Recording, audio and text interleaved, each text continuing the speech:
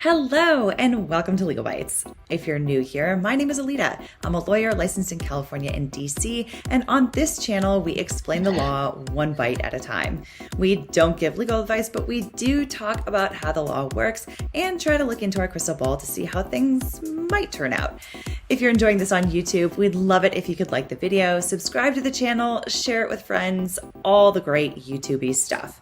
And if you want to listen while out and about, we're now offering our live streams in podcast form where you can leave a rating and review. Links are in the description below, as well as to our clips channel where you can find some of the best clips taken from our live streams. Otherwise, if you want to catch me elsewhere, you can find me on Twitter, Instagram, and Facebook. And if you want to support the channel, you can do so on Locals, Patreon, or by becoming a YouTube member, or by buying some really awesome Legalbytes merch. Again, all links are in the description below. And with that said, let's get into it. All right. Good morning, good afternoon, good evening to everybody that is watching. Good morning, Rob. How are you? Good. It's afternoon for me. Afternoon. It is already. I know. Usually my live streams are starting in the morning on the East Coast. So yeah. How are you? How was your weekend? Good. Weekend was good. I'm tired. I'm always tired. That seems to be the modus operandi these days. And of course, like breaking news over the weekend, and now it's just back to the grind. Yep. So, I'm so excited to see folks in the chat. People have been here for a little bit. People have been talking about this. We've got a new series that we're starting on this channel. Super excited to have Rob with me today. Don't know if Rob will be able to be here every Monday on this because this is going to go for a while, but we're getting thematic with it, right? We're going back to the 90s, which is why I'm wearing a Bulls jersey. Granted, I will say people can criticize all they want because I recognize it is not the original Michael Jordan jersey number. So, that's fine. That's fair. Not everybody likes the Bulls either, but let's face it, they were big in the 90s. And this is actually something that my brothers used to wear in the 90s. So we're getting thematic with it. Anyway, so what we're doing is we are starting with the Menendez brothers. I really, my intent for this is to take it for a long period of time where we go through some of the biggest trials that have had cameras in the courtroom and that have had like a very big media presence and that have caught a lot of attention by the public. And so we're starting with the Menendez brothers. After that, I don't know exactly what trial I'll do. I'm going to leave that up to feedback from people, but it's going to be a while now anyway, between now and then. So we'll see how things go. The Menendez brothers, if anybody is not so familiar with it, it was a while ago. So we're often talking about like looking back at things and like how young or old we are. And I feel like every time I do that, I end up like revealing just how much of a baby I am in comparison to everybody else in LawTube. But this trial was happened when I was very, very, very little. So I have not watched this trial, I'll say. I've seen some footage and some documentaries and stuff, but I've actually tried to kind of stay away from documentaries as much as I can. I may have over-researched a little bit, but my intent is to go through and actually react to this trial as things are happening, to evaluate it, to give context, to give some understanding based on what I know as a lawyer now. So, hope that is interesting to you folks.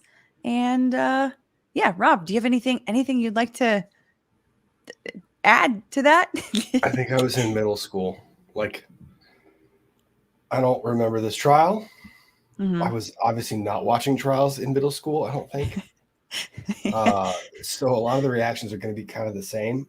I love that we get to do this because people have been so critical about the fact that, we got to observe this trial and how that might have influenced or what our takes would have been. So I like being able to go back and take a look and kind of relive some of the big ones that occurred not so long ago. Yeah, exactly. And it's also, this was something that people were saying during the Johnny Depp trial and during the Rittenhouse trial too, was when people really got into it and got into the live stream coverage of that, they often, like, this was a common refrain from people was that they would say, this is awesome. I wish this happened during the O.J. Simpson trial. I wish this happened during the Jodi Arias trial, So, so this is just kind of a way to sort of like bring all of that in and kind of give this an opportunity for us to look at this stuff and to go through it exactly as we would if it were happening today. So, so just so that folks know, time-wise, obviously, when we're live streaming a full trial, we are going gavel to gavel from beginning of the day to the end of the day. In this, I'm taking this in smaller pieces, so we're gonna do like 2 to 3 hour segments here, which means that it's really gonna last way, way, way long. But I think that way we can kind of piece this out and then not require an insane amount of time so that people can keep up with it. Although already that's still quite a bit of time realistically for a lot of people. But yeah, so we are going to go basically gavel to gavel, but just in smaller chunks. So if that makes sense. Mm-hmm. So Lucky, I see you in the chat. You just gifted 10 Legalbytes memberships. Thanks so much. And I'm very excited for a bunch of people to be in Byte Club. Lucky, always generous in the chat. Really, really, really appreciate that. So, okay, let's get to it, shall we? All right. Okay, let me get rid of this thing and then we'll start this. Okay, and just so you guys know, there are some ads in this because this is coming from Court TV. So they've got their own ads and things like that. So I'll try to manage all of that stuff as we go along. So let me know if you guys can hear this. And we will go. Oh, and we've got one more guest here. Nate, the lawyer. How's it going? Hey, guys. What's going on? How's it going, Nate? I'm doing all right. I thought this was Tuesday. I feel so bad because I was like, oh, Tuesday is going to be, you're going to be the Bulls jersey. But then I'm like, oh, I got the notification. I'm like, oh, my God. It's Monday. That's okay. That's okay. I've got a whole new schedule, but everything's going to be set up in a whole routine. People will know exactly when these days are happening. I'm gonna make it as clear as possible soon by updating all my banners and everything. So yeah, but thanks so much for being here, man. Sure. I have about 30 minutes before I have to go to the appointment, so I was like, I'm gonna jump in and get involved in this case. What's going on, Rob? I haven't. How's the voice?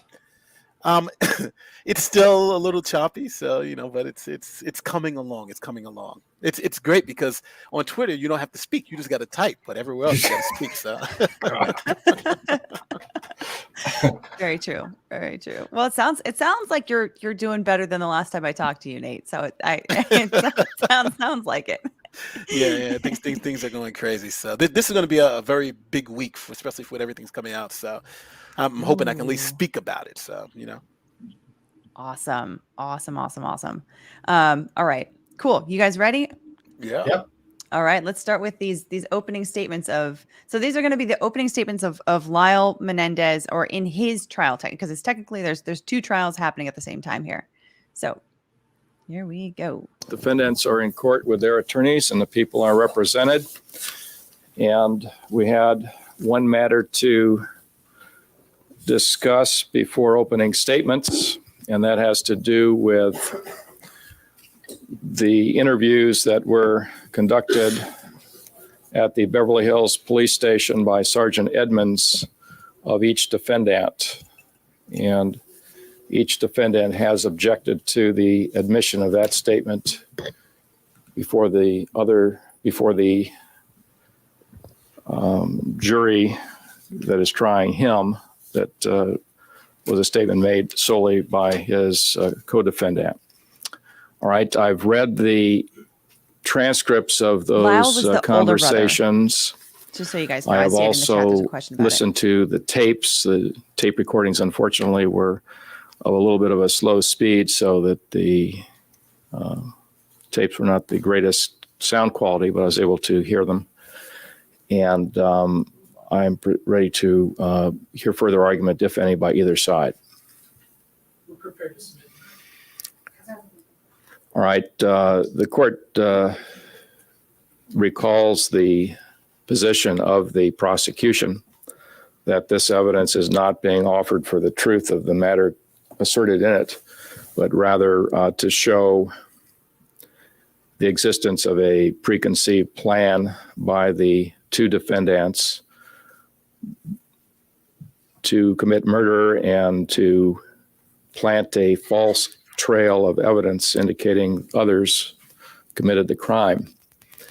And that is precisely what occurred in People versus Noguera, Noguera at 4 Cal 4th 599, 1992 case decided by the California Supreme Court, which admitted that evidence.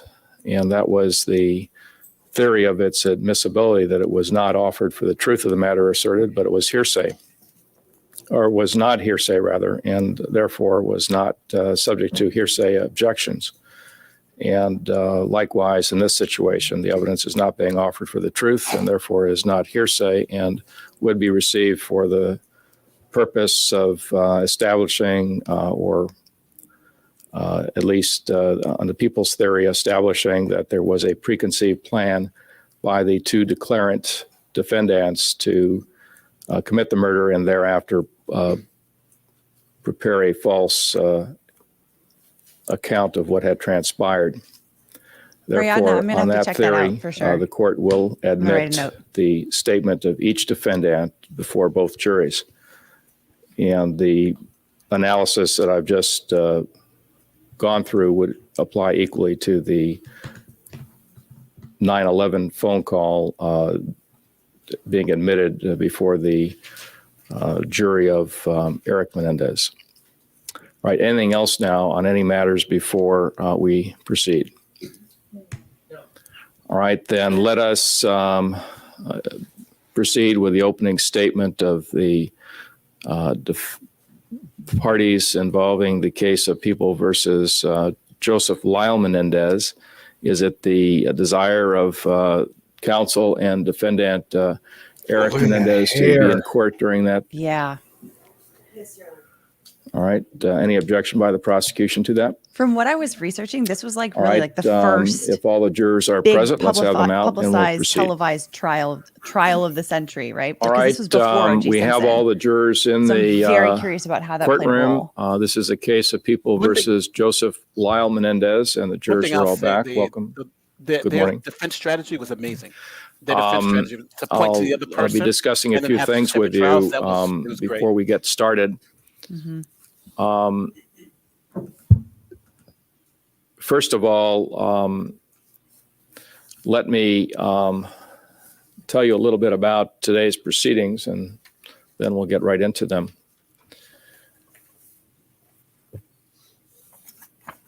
When you were seated here, I know there was a little uncertainty as to where you're supposed to be seated because many of you recall your positions in the courtroom in the seventh floor during jury selection. So I know there's a little confusion, but I think you'll settle in and become acquainted with the surroundings here. And what is going to happen today is that you will be hearing the opening statements in the case of People versus Samantha, Joseph Johnny, I see you Lyle remember Super Menendez. Chat. I remember chat. And as I've Thank you. indicated to you before, and I'll remind you now and throughout the trial, your concern is to decide the case of People versus Joseph Lyle Menendez, and only that case. There will be another jury that will be in court that will deal with the case of the co-defendant, Erik Galen Menendez. He is in court today, and you have not seen him before in these proceedings. He is the gentleman. I'll ask you to stand, Mr. Menendez. This is Erik Galen Menendez. He is the co-defendant. Thank you, sir. And the other jury will be the jury that decides his case. Your job, as I've indicated, is to decide the case of Joseph Lyle Menendez. And other people at council table whom you've not met before are Erik Does this balance work Menendez's better for lawyers, and volume I'll for you introduce guys? you to them. That's one thing First that of I'm all, going to Ms. be Leslie figuring out here. Abramson and Ms. Marcia Morrissey. The other jury is not present yet today. They will be here later, and they will be hearing the opening statement in regards to the case of Erik Menendez. And when both juries are in the courtroom, as I've indicated to you before, one jury will be in the jury box. The other jury will be in the middle section of the courtroom here. At this point, the middle section is being occupied by the public. During the trial, we'll have, for times when both juries are in the courtroom, and that'll be most of the trial, the center section will be occupied by jurors. And periodically during the trial, I'll move you from the jury box into the audience and switch you back and forth, probably on a weekly basis, just so that each jury has equal opportunity to have the jury box. Today, for the opening statements of the co-defendant, you will not be here. You will. I'll send you away during the time the opening statements are made for the defendant, Erik Menendez, rather. It is and funny when how that I was saying happens, the other defendant jury will be seated in the jury box. instead of defendant. You have these badges and also these little gold stars. Not that we're praising you already, but we hope that you'll earn these gold stars throughout the trial. And the reason we have those gold stars is that Hang on a second. it assists us to. Yeah, what's up? So I'm assuming this is the first trial, not the second trial. This Yes. is the first trial, and it took me a second to catch up on that one too.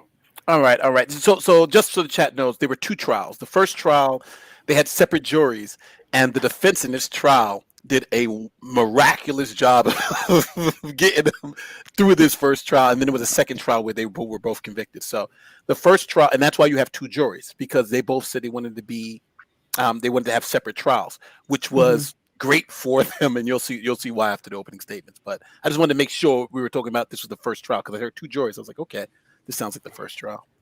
Yeah, and the two juries. If it seems confusing to you, and if it seems like a big mess, that's because it is. Like this is not how things are normally done. But this is unique to this case, and honestly, it's kind of surprising to me to even listen to this chaos. Yeah. And also for I guess for a little bit more context for people. So these guys were ultimately convicted of murdering their parents. The prosecution's claim was that they did it for millions of dollars, because they stood to inherit $14 million from their parents. And they were exceedingly wealthy, but their defense was basically a sort of extended version of self-defense. They were alleging years of SA, years of abuse, all kinds of stuff, and basically said that they like snapped. Essentially, they were adults when they killed them.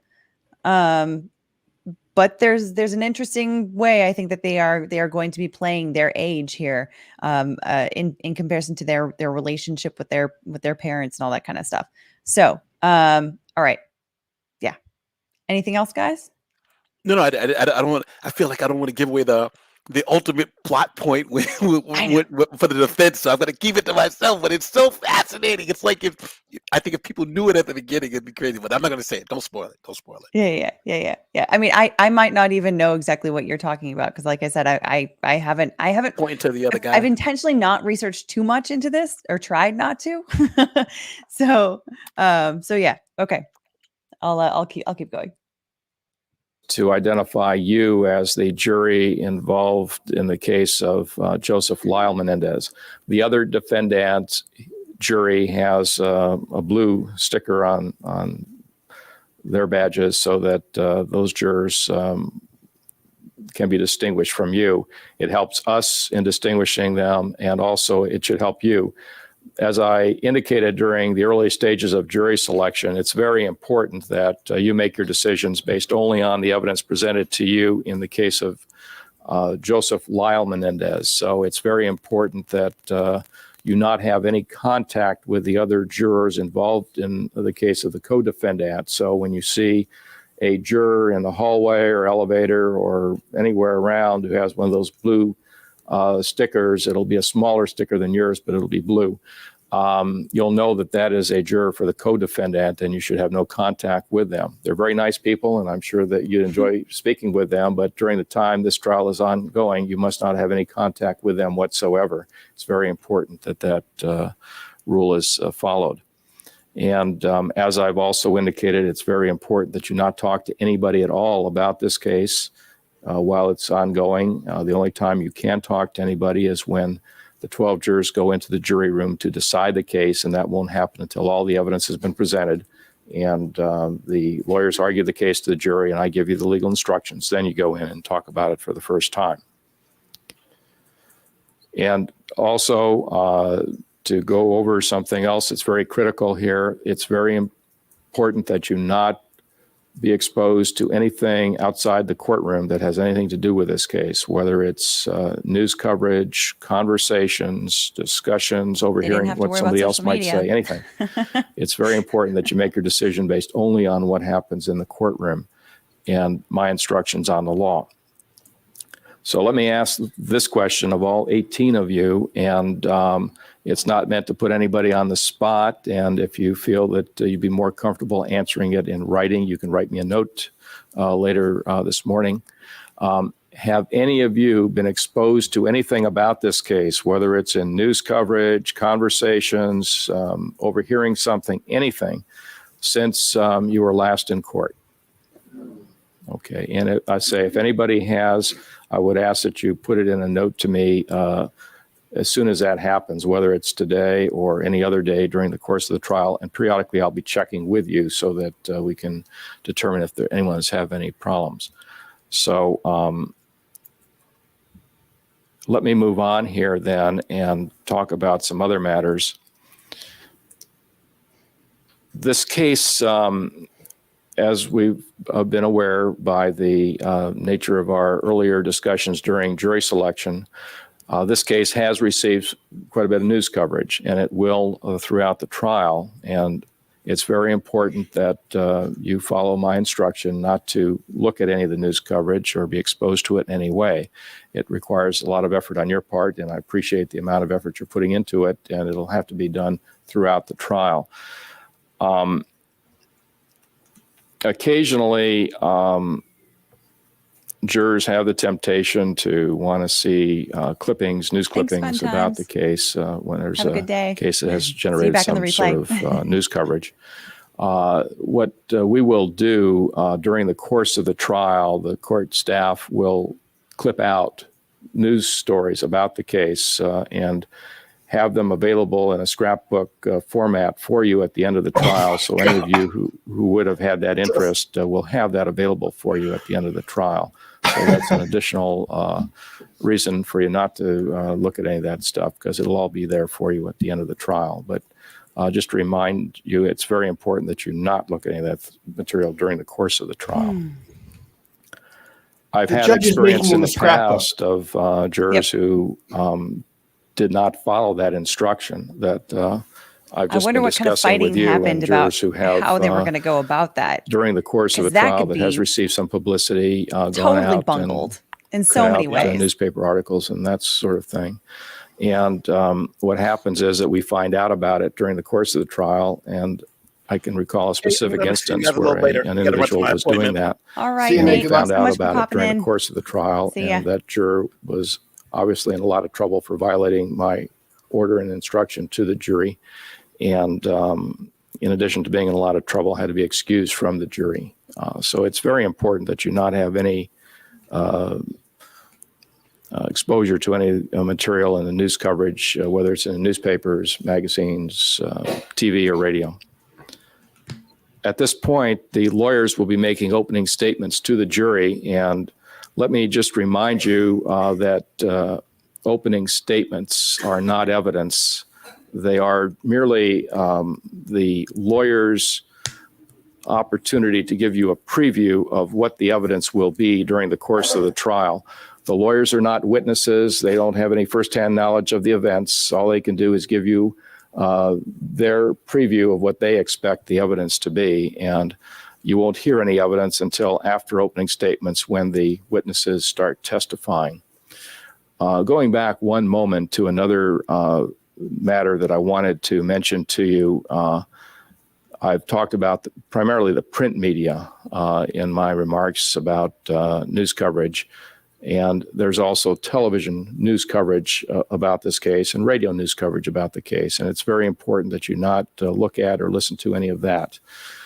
There will be, throughout the trial, a television camera in the courtroom. It's not a camera that is going to focus on you in any way. The rules are that the camera cannot focus on the jurors and cannot photograph the jurors. There will be a still photographer occasionally in the courtroom. Again, the rules are he cannot photograph the jurors, so you don't have to be concerned that you will ever be photographed during the course of these proceedings. It's just another way that the public has access to the proceedings, that we have these additional apparatus in the courtroom, and it should not in any way influence you in how you go about your job. Your job is to concentrate on the evidence as it's being presented during the course of the trial. All right, then, I'll now turn to the lawyers, and they may make their opening statements. First, the prosecution makes an opening statement, and then the defense. Yes, sir. We use our own notepads. Somebody told me that you supply them. Yes, we will give you notepads, but you don't That sounds have like them yet Teacher Chong to because you? you won't be hearing evidence during the opening statements. You'll get the notepads after was the a opening juror that was statements asking when that, the testimony Yeah. starts. And each juror will have a notepad. And I'll explain that. Well, I'll explain that to you now. During the testimony and evidence that's being presented, you have a right to take notes. My only suggestion to you is that you don't let your note-taking get in the way of watching the witnesses as they testify and watching the proceedings as they go on. We have a court reporter who takes down each and every word that's being said. So don't feel that you have to do that, because it could be a distraction if you take down every word. But certainly you can take notes to keep track of what's going on. Yes, sir. I'm sorry to interrupt you. I was going to ask about these little mini cassette recorders. Can we bring one of those in? No. It's a good idea. Leave it here at night? No, we can't do that. It's a good idea, but yeah, but we can't do that. Good try. It might very well be in time that will be something that we could do, but right now we can't do that. We have to rely upon your own note-taking. If you want to take notes, some jurors don't take notes at all. It's up to you if you want to take notes. Just remember the court reporters, they're busily taking down every word that's being said. Okay, now opening statements by the prosecution. Thank you, Your Honor, and good morning.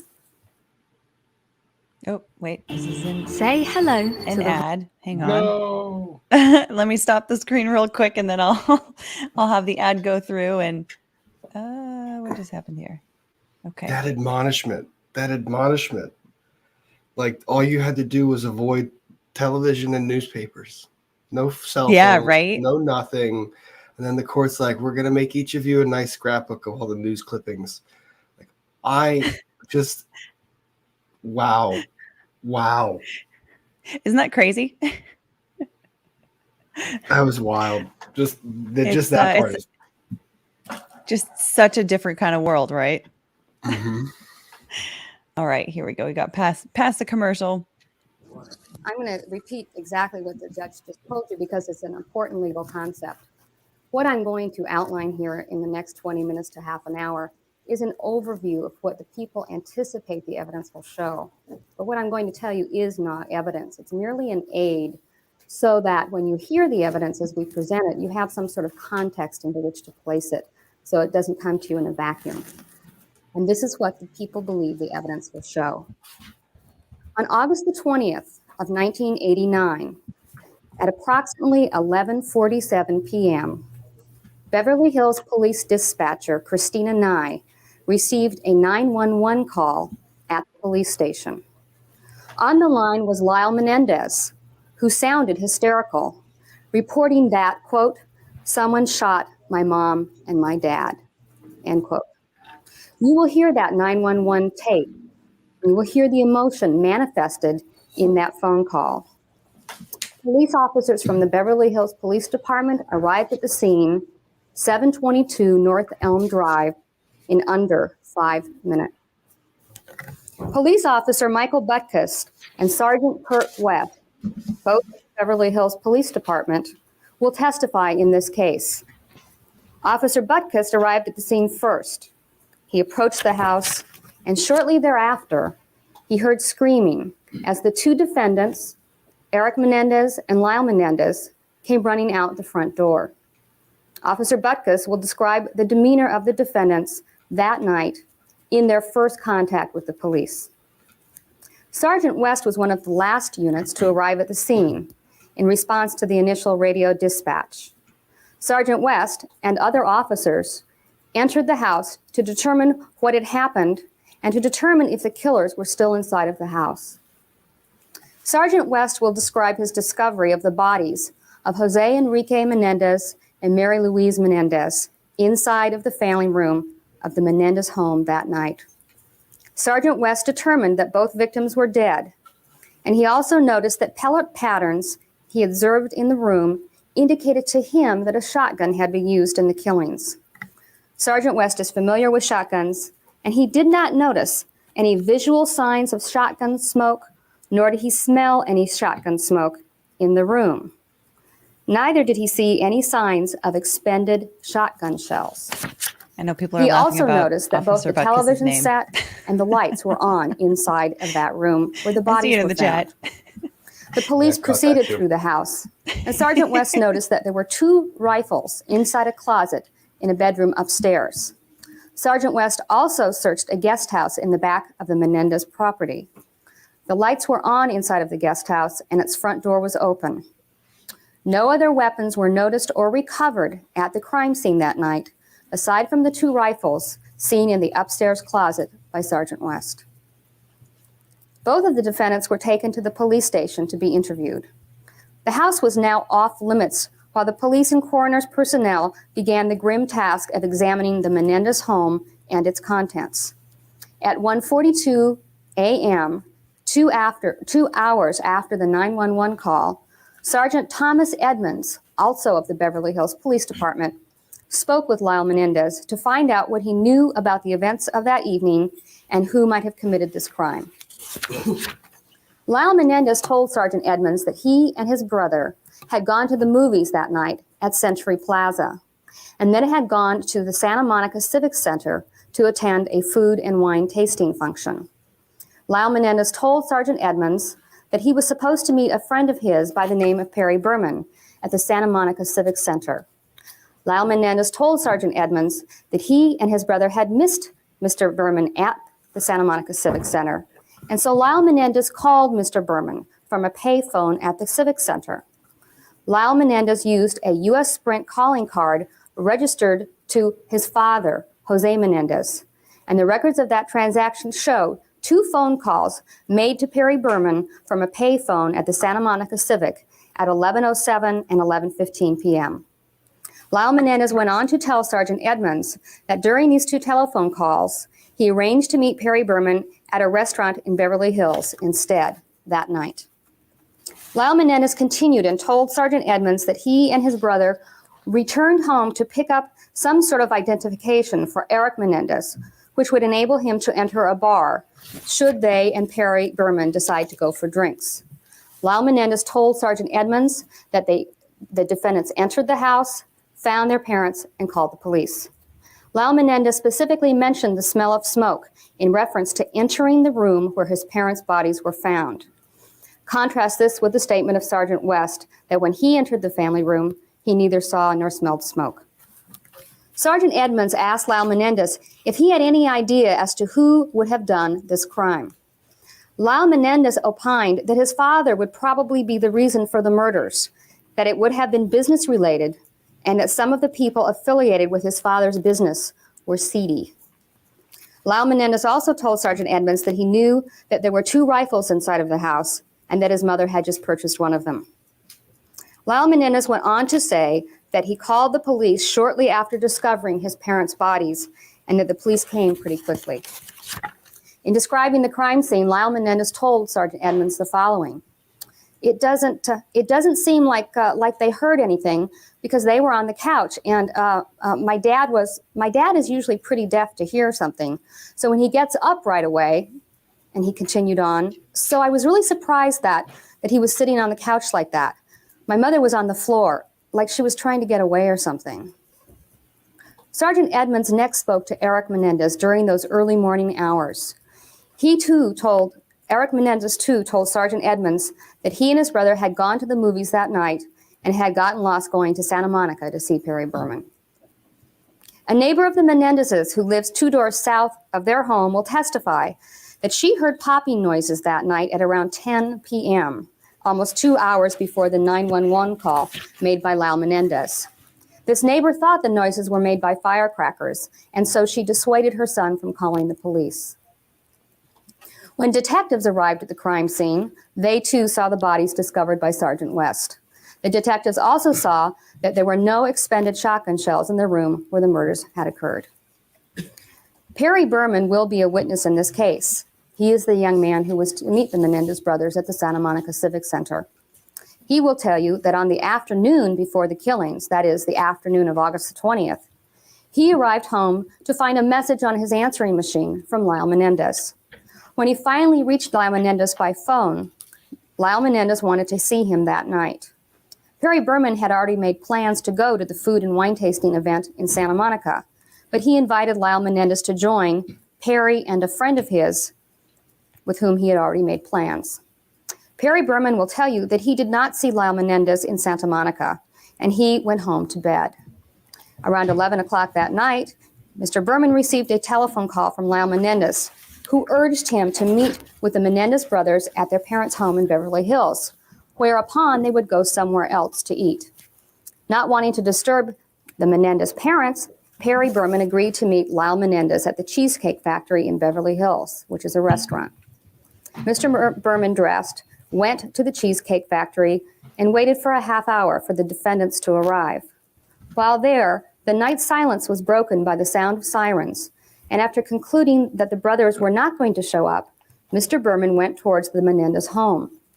When he got there, he saw the police, whose sirens he had heard while waiting at the restaurant. Forensic criminalists from the Sheriff's Department will testify about some of the conclusions which can and cannot be made from looking at the photographs of the crime scene in this case. A doctor from the coroner's office who performed the autopsies on Mr. and Mrs. Menendez will describe the wounds which ended the lives of these victims. The coroner's representative will tell you that Mr. Menendez had 5 shotgun wounds, the major one being an entrance wound to the back of Mr. Menendez's head. He will also tell you that Mrs. Menendez had 10 separate shotgun wounds, some of which could have been caused by the same blast. An expert on firearms will testify as to the workings of a shotgun, shotgun pellet patterns, and other things specific to this crime scene. The head of the Sheriff's Serology Department will tell you that Jose Menendez was not killed precisely in the position in which you will see him in the photographs, due to the pooling of blood on the family sofa. He will also tell you what can and cannot be said about this crime scene.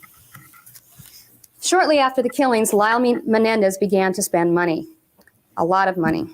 On Thursday, August the 24th, he, in the company of his brother, purchased 3 Rolex watches and some money clips. On September the 8th of 1989, 19 days after the killings, a life insurance policy which had been procured earlier by Jose Menendez was paid to the defendants. The policy cumulatively was for $650,000, and over a period of a week between September the 8th and September the 15th, $325,000 was paid out to each defendant. Lyle Menendez returned to the Princeton, New Jersey area after a memorial service for his parents, which was held in Los Angeles on August the 25th of 1989. I do know that. Lyle Menendez had been a student at Princeton University in the spring of 1989, and the family had lived in the township of Princeton before moving to California earlier. There you go. During the initial few days of his stay in Princeton, Lyle Menendez hired bodyguards to guard him.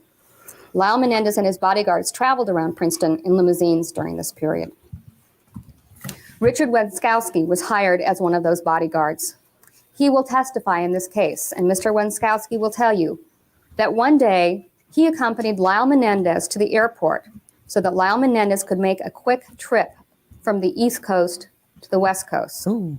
You will learn from other evidence that once in Los Angeles, Lyle Menendez hired a computer expert named Howard Witkin to access the Menendez family's home computer.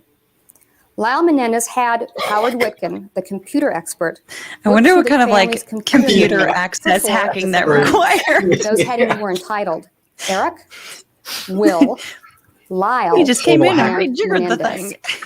Mr. Witkin found files with 3 of these headings, but there was no information of any use in those computer files. Lyle Menendez asked Mr. Witkin to erase the entire computer so that he could sell the computer. Mr. Witkin did so and was paid with a check drawn on the account of Jose Menendez for $150. The computer was erased by Mr. Witkin on August the 31st, 1989, So you can buy days after the hackers death for of Mr. and 150 Mrs. bucks? Menendez. That's incredible. Mr. Wenskowski will also tell you that he had a conversation with Lyle Menendez, during which Lyle Menendez asked him Of course, 150 bucks if is different than what it is ballistics today, evidence could be but used to trace an expended shotgun shell to a particular weapon. Mr. Wenskowski told him no. After erasing the computer, Lyle Menendez returned to Princeton the same day. Sometime after the computer's erasure, Lyle Menendez had a conversation with his best friend, Glenn Stevens. Mr. Stevens was a student at Princeton University in the fall of 1989 and had been enrolled with Lyle Menendez during the spring semester of 1989, several months before. Lyle Menendez told his best friend, Glenn Stevens, thanks, Dosky one. after the killings, that Lyle's uncle Carlos had found something in the family computer which was under one of 3 headings. Lyle Menendez told Glenn Stevens that Lyle Menendez's father had been upset with him and that if there was a new will in the computer, he, Lyle, might not be in it. Lyle Menendez told him that the will that the family was aware of, that is the other relatives in the family, had left everything to Lyle Menendez and his brother. Lyle Menendez told Mr. Stevens that the person he had hired to erase the computer was some little Jewish guy, that no one would ever be able to find him. On December the 5th of 1989, several months now after the murders, the police found Mr. Witkin. They served a search warrant at 722 North Elm Drive and recovered the family's computer. Alongside the computer was a receipt for services rendered dated August the 31st, 1989. And this receipt led the police to the discovery of Mr. Witkin. Interesting. Hang on. Another quick ad. Oh yeah, they're definitely setting up the pieces so far for this will issue, right? I'm seeing the financial transaction laid out. I'm still like, for me, I will at some point in time when we're watching this trial, I will get over the whole like nostalgia thing. I'm not there yet. This is still too wild to hear all of this stuff. Yeah. Yeah, like the idea that you could buy a hacker for $150. $150. And it was like and that they're like a family, the home family computer. Yeah. Yeah, exactly. Oh man. All right. And the fact that there's a receipt that was right next to the computer when they found it. Yeah. I mean, these kids were Yeah. She's being very methodical though. As far as an approach is concerned, she's not all over the place. She's very organized. She's very concise. This is like the opposite of an Elaine Bredehoff opening statement. Yes. Yes, absolutely. I mean, you can see basically where she's going, and she's starting to like just open up piece by piece the theory of the case. All right. On September the 17th, now going backwards, but September the 17th, less than a month after the killings, Beverly Hills police detectives interviewed Lyle Menendez at the home of one of his relatives in New Jersey. The conversation dealt with various habits of the victims, with the activities of the Menendez family the weekend of the killings, possible motives for the killings, and the activities of the defendants on the evening of the killings. Lyle Menendez told the police that the night before the killings, which would have been Saturday, August the 19th, the Menendez family had gone night fishing and had gotten home about 12:30 a.m. early on Sunday morning. He told the police that he and his brother went to the movies the night of the killings, that he and his brother went to see License to Kill, but that it was sold out, and so they saw Batman instead. And it was a movie they had both seen previously. Michael Keaton? After Batman? the movie, Lyle Menendez and his brother, in his brother's car and with his brother driving, had gone to Santa Monica to meet Perry Berman, and they had gotten lost along the way. Lyle Menendez explained to the detectives that he hadn't seen Mr. Berman in 3 weeks prior to the killings, that he had a lot of things going on that he wanted to talk to Mr. Berman about, and that, quote, I had to go see him, unquote. He also acknowledged that Perry Berman worked on Monday, that he'd called him at about 11 or 11:15 to meet at the Cheesecake Factory, and Lyle acknowledged that this was his idea. He explained that he and his brother went back to the house to get phony ID so that his brother could go drink if necessary, which is when they found their parents. Lyle Menendez again mentioned the smoke to the detectives on September the 17th. He mentioned the smoke that he saw in the room upon the discovery of his parents' bodies. He said the police were called right away and arrived right away. Lyle Menendez was asked by the detectives about his parents' sleeping habits, particularly about whether they would fall asleep while watching television. Lyle Menendez told the detectives that his father would fall asleep in a movie just like that, but that his mother had insomnia, so whether or not she would fall asleep was a matter of how tired she was. He also said that his father was not easily awakened, but that his mother awoke easily. Lyle Menendez also told the police that the maid had Saturdays and Sunday nights off. In another portion of the discussion, Lyle Menendez was comforted by the detectives that both of his parents had not suffered and had died instantaneously. Lyle Menendez and the detectives discussed possible motives for the killings, and the subject turned to Jose Menendez's business dealings. Lyle Menendez told the police that his father had received threats from people. He discussed the possibility that his parents' deaths were linked to organized crime, and also discussed his own needs for a bodyguard because he was being followed. Lyle Menendez made the statement that, quote, it's pretty difficult to get good security, unquote. But from what we now know, this hint that his own life might have been in danger because of his parents' killings was a lie. In response to the police questions about any problems that Lyle might have had with his parents, Lyle Menendez told the police that he and his mother had recently quarreled over the fact that he had locked himself out of the family home and he had to wake his mother to get inside, a fairly trivial incident. He said that he had no other problems with his parents. While the police were there questioning Lyle Menendez, they noticed that he was wearing a gold Rolex watch, and he confirmed that he had purchased it shortly before his parents' memorial service, which the evidence will show was on August the 25th. He also indicated that he had charged the Rolex watch on his father's credit card. By March of 1990, 6.5 months after the killings, the police were getting ready to make arrests for the murders of Jose and Mary Louise Menendez. Around this time, Glenn Stevens, Lyle's best friend from Princeton, flew from Princeton to Los Angeles with Lyle Menendez and another Princeton student named Hayden Rogers. Once in Los Angeles, Lyle Menendez told Glenn Stevens that he, Lyle, had called back east to the East Coast and had discovered that the Beverly Hills police detectives had been there recently. Glenn Stevens will describe Lyle as being made nervous for this. At this time, Lyle took approximately $2,000 out of his pocket and divided it between Glenn Stevens and Mr. Rogers. Lyle Menendez told Glenn Stevens that should anything happen to him, Mr. Stevens should contact Lyle Menendez's attorney. Lyle Menendez also told Mr. Stevens that there were only two people who knew everything, his attorney and a man named Dr. Oziel. Lyle Menendez explained to Glenn Stevens that Dr. Oziel had some cassette tapes in a safety deposit box. Cassette tapes. And that if the police ever got their hands on those tapes, he, Lyle Menendez, would be, and I apologize, fucked.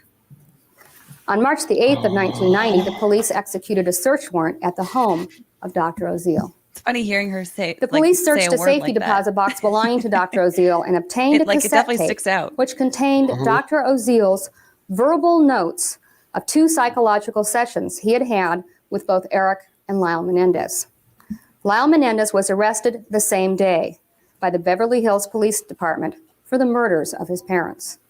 Lyle Menendez's prediction to Glenn Stevens as to what would happen to him if the police got their hands on the Oziel tape had come true.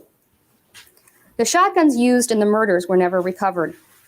After searching Dr. Oziel's safety deposit box, the police were led to the San Diego area in search of records which would show the purchase of shotguns. After visiting several stores, the police went to a Big Five sporting goods store. In searching the records, they discovered firearms purchase records in the name of a man named Donovan Goodrow. Early on in the investigation in September, the police had traveled back east to interview family and friends of the victims and the defendants. During this visit, the police confirmed that Lyle Menendez had a friend named Donovan Goodrow, who lived on the East Coast. When the police saw Donovan Goodrow's name on the purchase records for 2 shotguns in San Diego, which were purchased 2 days before the killings on August the 18th, 1989, the police knew that they had hit pay dirt. Donovan Goodrow will tell you that on August the 18th, 1989, 2 days before the Menendez killings, he was not in San Diego buying 2 shotguns, but instead was working in a restaurant in the city of New York. Mr. Goodrow will also tell you that he had been a roommate of Lyle Menendez's in the spring of 1989 at Princeton University, although he himself was not a student at Princeton University. Lyle Menendez kicked Mr. Goodrow out of his room. He no longer wished Mr. Goodrow to be his roommate. And in approximately May of 1989, Mr. Goodrow left for New York City.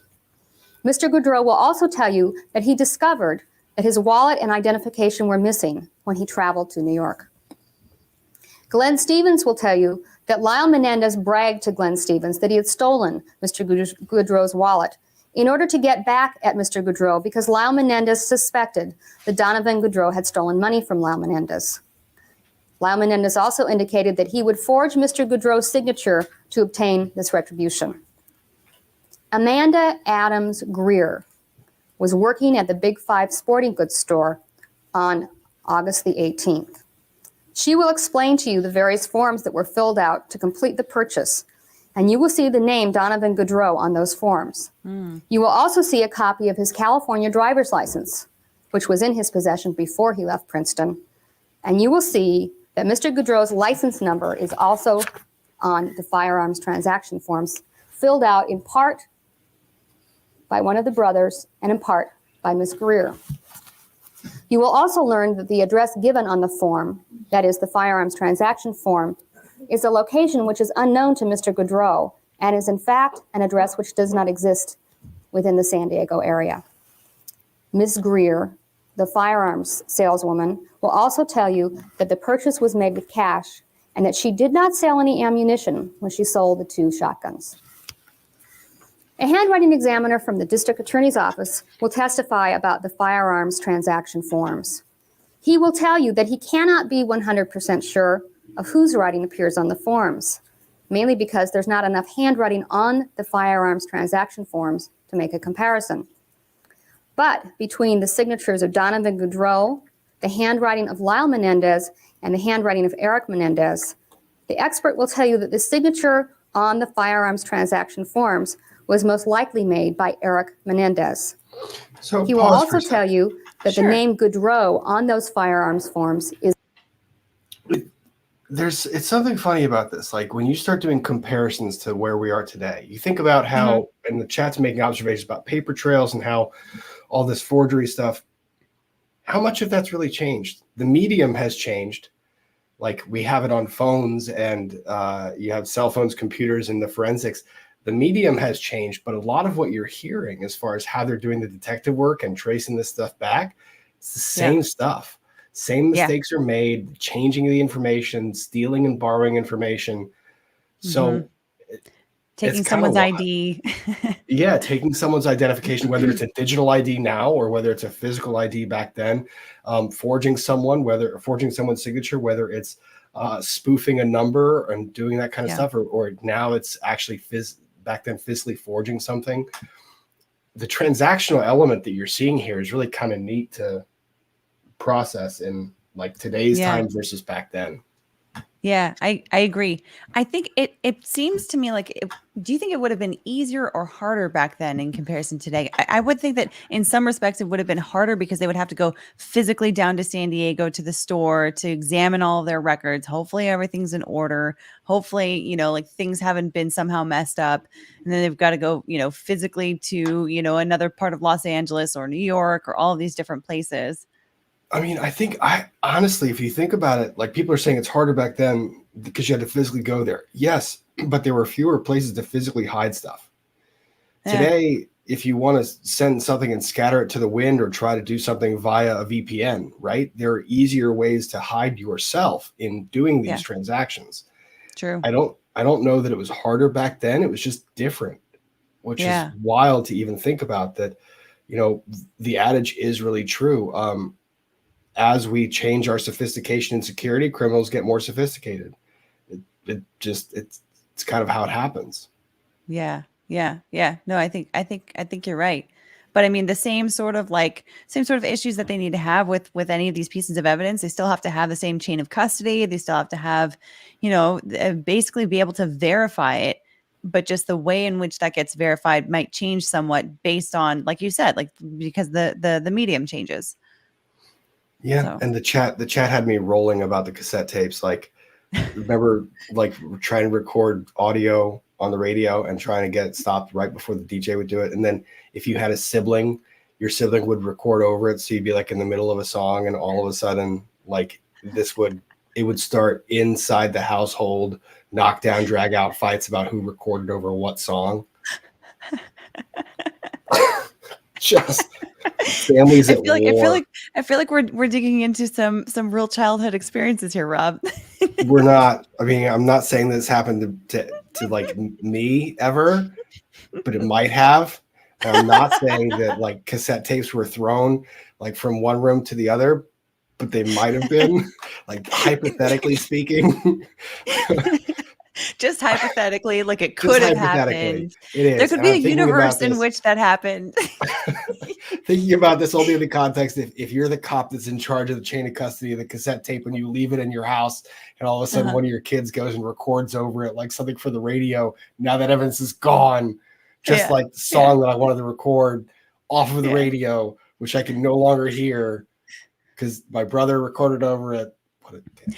And then the difficulty of the little tape inside, how you have to take a pencil and turn it to make sure it's in the right spot and things don't get messed up so it doesn't get a knot in there. All kinds of terrible things could happen. Yep, and everyone had that one cassette player that just, regardless of the circumstances, would eat cassette tapes. You would put it in there and it did not matter. You would just put it in that one and it all of a sudden just shredded. That's funny. Awesome. Yeah. Any other thoughts? No, just that. just pausing and just going, I can't stop thinking about this. Yeah, well, that's part of the immersion here, right? Is we've got to get into the brain of the jury that is listening to all of this. What was their life like, right? What kind of fashion were they looking for? What kind of things were, the daily struggles did they have in their relationships to technology and media and all that kind of stuff? Oh man! All right, let's continue with it. Is misspelled. In the summer of 1990, Lyle Menendez was ordered by a judge to provide a handwriting sample for the purpose of making comparisons for this handwriting examiner. He refused to provide a sample of his handwriting. In June of 1990, when he made this refusal, there was no way he could have known that the handwriting examiner could not make a 100% comparison because the handwriting examiner did not perform his comparison until 1992. In spite of Lyle Menendez's refusal to provide a handwriting sample, other samples of his writing were obtained in this case. I have mentioned Dr. Oziel, the therapist whose tape led to the arrest of Lyle Menendez. You will hear testimony from Dr. Oziel, and he will tell you the following. On the evening of October the 31st, 1989, approximately 2 months after the killings, and also the night of Halloween, Dr. Oziel was in his office, and he called Lyle Menendez at home and asked him to come to the office. When Lyle Menendez got there, his brother Erik Menendez and Dr. Oziel were already there. Dr. Oziel informed Lyle Menendez at that time that Erik Menendez had confessed that Erik had murdered his parents. Lyle Menendez became extremely agitated and informed those present that Erik's confession was very stupid and that now it was no longer a perfect murder. Lyle Menendez was fearful that Dr. Oziel would tell someone of the brothers' participation in the killings, that he, Lyle Menendez, did not want anyone looking over his shoulder, and that is why he had killed his parents. Erik Menendez left this session before Lyle Menendez, and then Lyle Menendez left. 2 days later, on November the 2nd of 1989, the brothers again visited Dr. Oziel. At the beginning of the session, Dr. Oziel explained to Lyle Menendez why it was necessary for Erik Menendez to confess the murders to Dr. Oziel. Dr. Oziel explained that he was keeping notes of the sessions, and Lyle Menendez was alarmed by this. Dr. Oziel told the brothers that notes of those sessions were being kept in a safety deposit box, and that Dr. Oziel had given keys to this box to several attorneys, and that he, Dr. Oziel, had instructed these attorneys to open the safety deposit box if he should die mysteriously. This was Dr. Oziel's life insurance policy. Dr. Oziel explained to Lyle Menendez that he and his brother should attempt to be treated psychologically for whatever it was that had caused them to kill their parents. Lyle Menendez told Dr. Oziel that there really wasn't anything to work on because what had caused him to commit murder was no longer here. He had killed them both.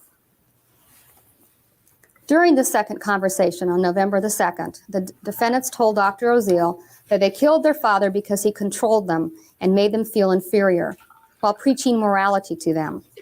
They went on to acknowledge that they saw their father as being basically a moral person. Dr. Oziel asked them why they had killed their mother. The gist of what Dr. Oziel will tell you that they told him is that Mrs. Menendez was killed because the brothers had made such a good plan to kill their father, and the plan included their mother, that they just had to keep her in the plan. According to Dr. Oziel, the brothers considered not killing their mother, but decided to go ahead anyway with her killing because their plan was too perfect to alter.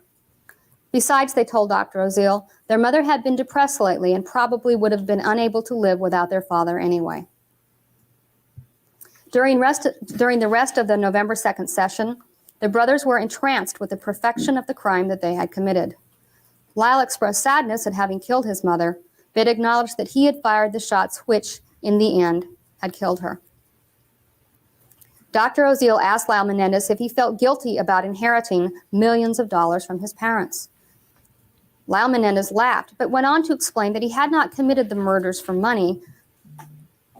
Lyle Menendez told Dr. Oziel that his uncle had suspected that the family computer contained another will, which would have disinherited the brothers.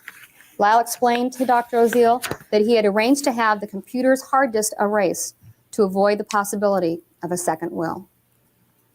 The defendants went on to tell Dr. Oziel that they killed their parents out of hatred and a desire to be free of their father's domination and impossible standards.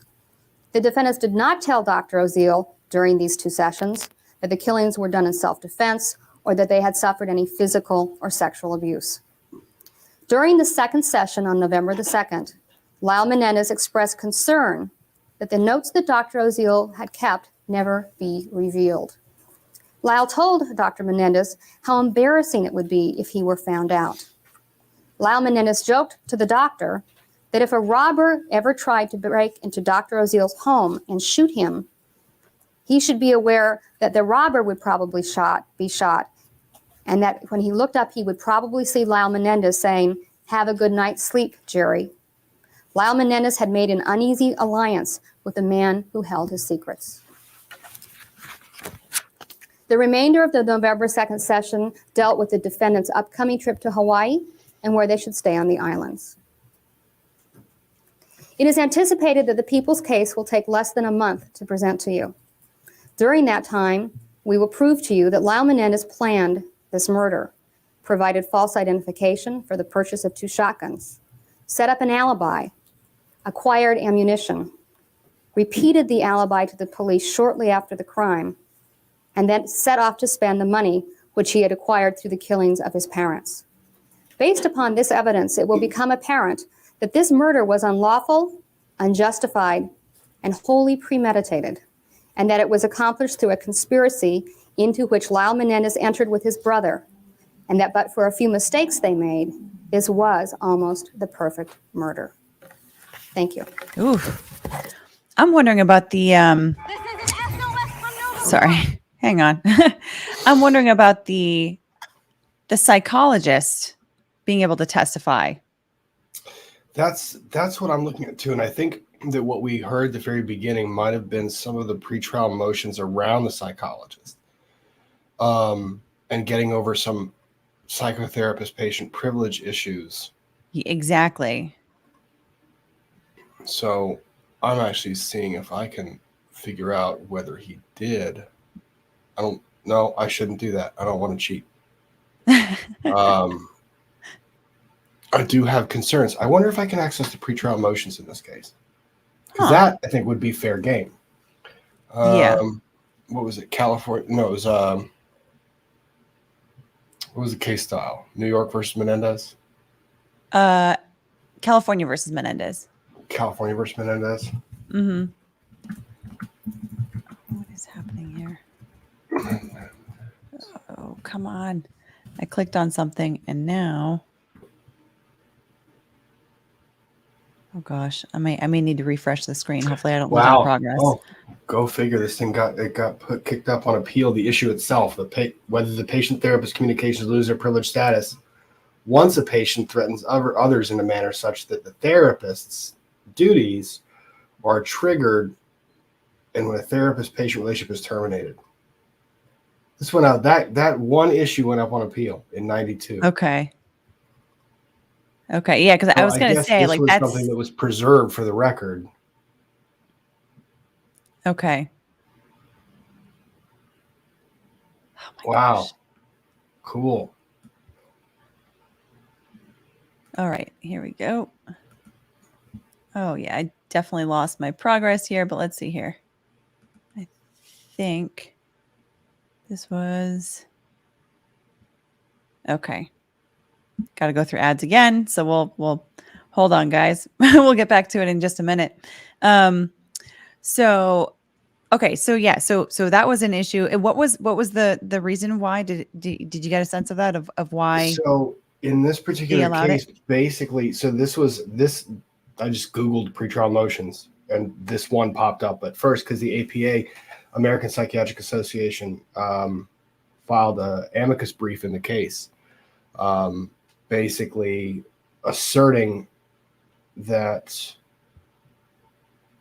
they created a dangerous patient exception. And yeah, crazy Cat Queen is right on top of that with her comment, the duty to warn.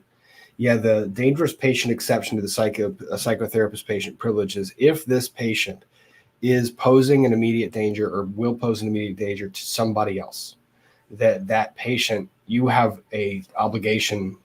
First and foremost, they do no harm, but basically your obligation then flips to going outside to duty to warn others that are in danger. So the duty to prevent the harm to someone else supersedes your duty to maintain confidentiality to your patient.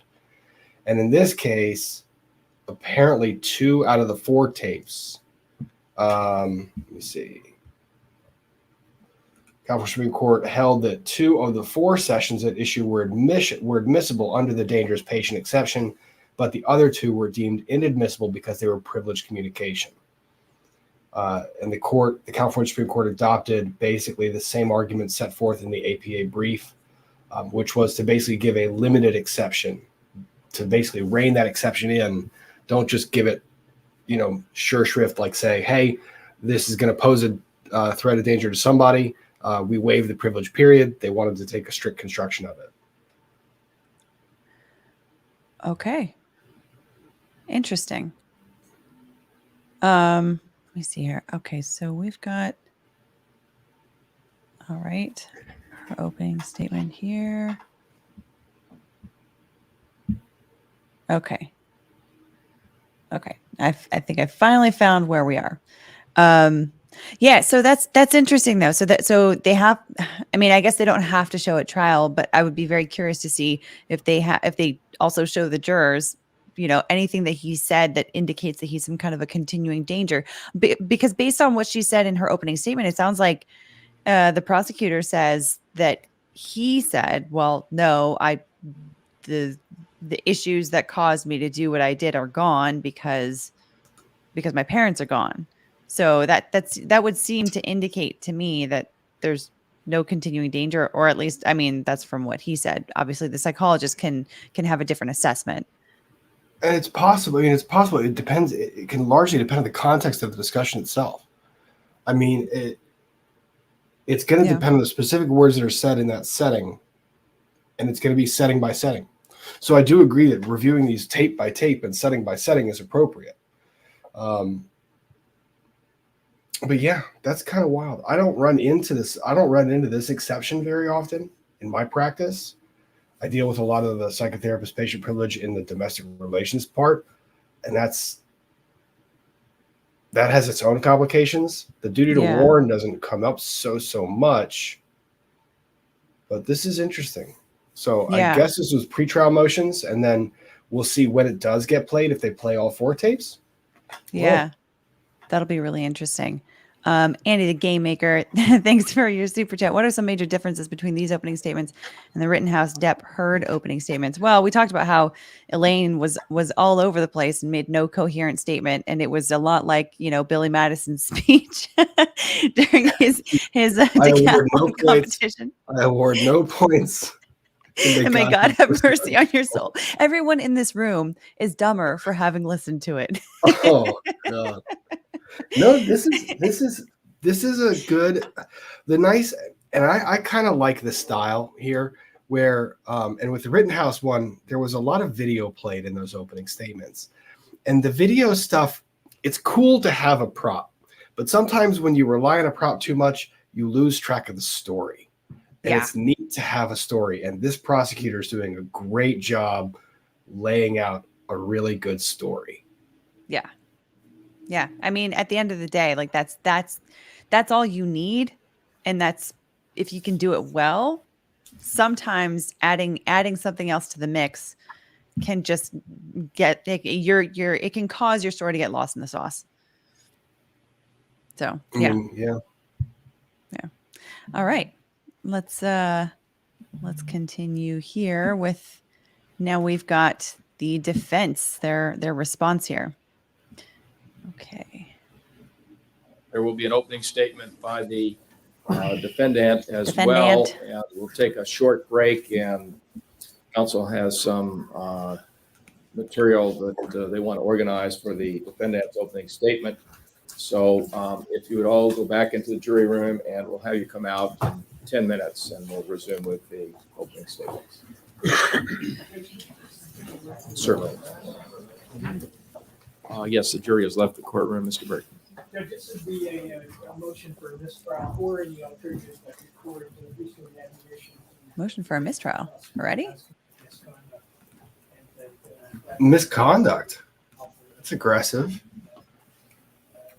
The instruction we're asking for is the one authorized by people and DOL. I wish he had a mic. The basis for the mistrial motion, Your Honor, is that the prosecutor specifically indicated to the court both on June 17th and also yesterday that she would not mention during her opening statement evidence that there were pending issues as to the admissibility of it. The prosecutor breached that. He didn't object, though. 4 times. One, she mentioned a theft defense in relation to Mr. Boudreaux, that the defense had pending objection. She mentioned a refusal by Lyle Menendez to submit to a court order for a handwriting exemplar that the defense has a pending objection on. She mentioned Dr. Oziel's life insurance policy, which, as the court knows, the defense is objecting to any. Oh, hang on. Let me explain this. Pause it. Yeah. Way of referring to the fact. So do you hear him say pending objection? Mm-hmm. That means, so this was an objection that they argued prior to making these opening statements, basically asserting an objection so that you wouldn't have to actually interrupt the prosecutor if they went down that road. So it was Okay. a way to basically avoid prejudice of the other side. It's rather unique. I don't think a lot of jurisdictions will actually use it, because generally speaking, you have to make contemporaneous objections. But if you know Yeah. it's going to be brought up and you make the objection beforehand, that objection can still serve as the basis for a mistrial, a motion for mistrial.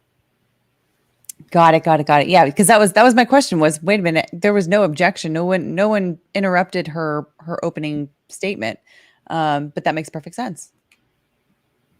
Fact that Dr. Oziel's life was being threatened. She mentioned that Lyle said he would kill a robber in a hypothetical situation where Dr. Oziel's life was being threatened, which I think comes within our objection to the threat against Dr. Oziel.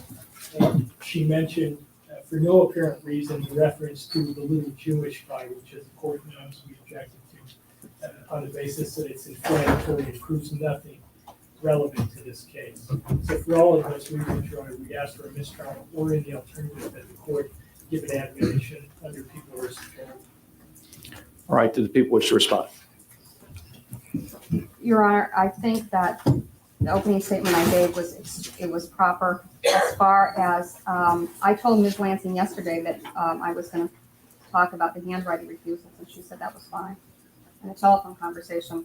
As far as the references to Dr. Oziel, I think I was extremely circumspect, and the court has indicated that spending evidence will be admissible, and I think that the counsel's objections are scurrilous. Well, I don't think counsel has referred to the spending evidence in his list of objections. Regarding the theft of the identification from Mr. Goudreau, that was a subject of a motion by the defense. My recollection is that it has never been completely resolved. However, the court did indicate that the fact that false identification was used, and it was used in the purchase of a firearm, would be admissible. And the nature of the theft, in my view, is part of the overall manner in which the defendant came into possession of the wallet and the identification. So my view is that incident would be admissible to establish how the defendant came into possession of the wallet and came to use the identification. So the evidence itself would be admissible. So there's no reason to admonish the jury or grant the mistrial motion. And in regards to the use of the exemplar, refusal to provide an exemplar, Ms. Lansing, did you wish to be heard on whether or not the prosecution gave you notice of that? You responded. She did mention that she was going to use it. She's correct in her representation. I would add, though, that with regard to the last issue, I had spoken to her specifically about the issue. There are two issues with regard to the wallet, Mr. Dubois' wallet. One was the identification of the knew she was going to mention. It was perfectly fine. I asked her specifically with regard to this. One thing I think is funny is that they're all like sitting together at this one little small I table. know, it's really uncomfortable. Yeah, right? Doesn't it feel like they should have some level of privacy from each other? I mean, or at least not be close enough to punch one another. All right. Judge, we would draw the motion with respect to handwriting refusal if that in fact is the case, as Ms. Lansing. All right. Can't be faulted for mentioning something that Ms. Lansing told her she could mention. All right. Although I think the objection still stands. The court judge ruled. All right. The underlying objection, you mean? Correct. In regards to the reference by the prosecution, it seems to be innocuous in relationship to why the wallet was taken. The bottom line is the wallet was taken. It was a theft, and it was used to obtain the firearms. So it seems to me that reference to a payback of some sort for some alleged occurrence that had happened between the parties on some earlier occasion is innocuous and certainly is not grounds for a mistrial. The other reference to Dr. Oziel and the life insurance policy and the fact that a robber would be killed by Lyle Menendez if he was to enter Oziel's house. Again, those were not specifically objected to by the defense. The threat evidence was identified specifically in our discussions, and my recollection was that neither of these were referred to by the defense as things that you objected to. There were specific threats that were mentioned, and they related to the initial conversation between Lyle Menendez and Dr. Oziel, and Lyle Menendez exiting the office and making a remark to Oziel. And then later on at the next session, when Oziel spoke with both defendants, and there was reference to Oziel having watched as the two defendants were out their vehicle. Those were the two references I recall regarding threats, and nothing else was discussed. And so there has been no ruling as far as those specific things that the defense is objecting to at this point. So the prosecution has not violated any order of the court or ruling of the court, or in any way done anything that would be grounds for a mistrial. And as far as description of Mr. Witkin, I don't recall that being the subject of a motion or objection by the defense. And well, it might be buried somewhere, but it was never something that was brought up. I really have no recollection of it, ever having seen it. And it seems to be a rather innocuous remark, and one that was made by the defendant in description of an individual who was later identified, and perhaps part of the means of identification was the description provided by the defendant. So I don't find that these are grounds for a mistrial. I don't find it to be inflammatory or basis for a motion for mistrial. So the motions made by the defense, the court has considered them and denies a motion for mistrial. I find no basis for it, and no basis for further admonishment to the jury, other than a reminder when they come out that these are just opening statements, not evidence, and the jury is not to consider them as evidence. And some of the things that mentioned by counsel in their opening statements might never be proved during the course of the trial. And if there are specific objections that you want Which to further address on any of these matters, we can do that before the If the evidence is prosecution introduced. says that they're going to see something and they don't end up seeing it, that's a problem for the prosecution anyway. I mean, that's just an overpromise. Lack of decision on the threat evidence motion by referring to other aspects of the material in Dr. Oziel's tape and insinuating. Well, let me stop you for a moment. There was a specific decision on the threat evidence, and the decision related to specific threats. And those were the things that were articulated and ruled upon. And the defense never objected to these specific references that were referred to by the prosecution in the opening statement. With all due respect, Your Honor, you have not ruled on threat evidence vis-a-vis Erik and Lyle. It's entirely up in the air. And we submitted to you the entire transcript of Dr. Oziel's taped notes. You were I producing. feel like that's the first time I've ever heard somebody say with all due And what did respect, you and it object to didn't come off specifically as rather than to offensive. the entirety of it? It's pretty well. Objected to all Pretty measured. all evidence that could be characterized as so-called threat evidence. And who is supposed to make that decision as to what could be characterized as threat evidence? Well, for one thing, Your Honor, I don't recall, but I don't have the materials in front of me, so I don't want to be committed. I don't recall this life insurance discussion. I think that is a characterization by Mrs. Pizanich. So it Ooh, wasn't spicy. specifically objected. Yeah. I think what she has done is taken the situation that she characterizes as threatening and simply watered it down in order to use some of the things that were said and to give the impression that this was a dangerous situation. Okay, let me interrupt you. If you have specific objections to contents of Oziel's testimony, then what you should do is identify those specific objections. Talk with Mr. Kuriyama, determine whether or not he is going to offer that. And if he is, then we'll discuss it before the opening statement for your client. I should also indicate, no one called me yesterday to tell me what was in their opening statement. I have not agreed that the handwriting exemplar material can be commented. Okay, again, we're now going to proceed with the opening statement for the defendant, Lyle Menendez. We'll give counsel 5 minutes to get ready, and at 20 minutes to the hour, we'll start up. Mind you, ladies Okay. and gentlemen, in reference to the prosecution's opening statement and in reference to the defense opening statement, this is not evidence. This is just a preview of what the lawyers expect the evidence to be. Some things that they refer to during their opening statements might not even be introduced as evidence during the trial. It's just what they expect the evidence to be. All right, is the defense ready to proceed? All right, Ms. Lansing. This is another That ad. admonishment is there. That's why the defense got what they wanted in some fashion.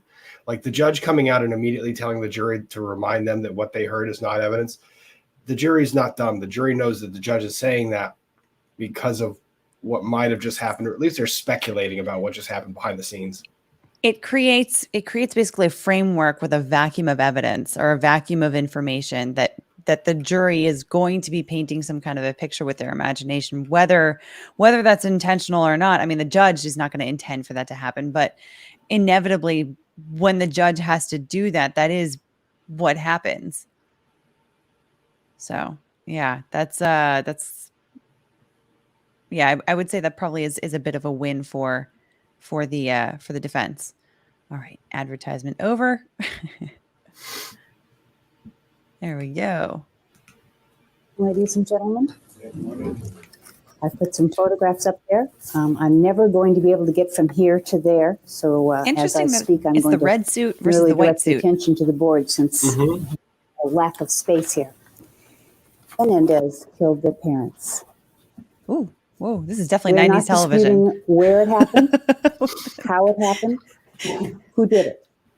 We're not disputing when it happened. The only thing that you are going to have to focus on in this trial is why it happened. And the prosecution has suggested to you that it was done for money. It was done to commit the perfect crime. It was done possibly out of hatred. And what we will prove to you is it was done out of fear.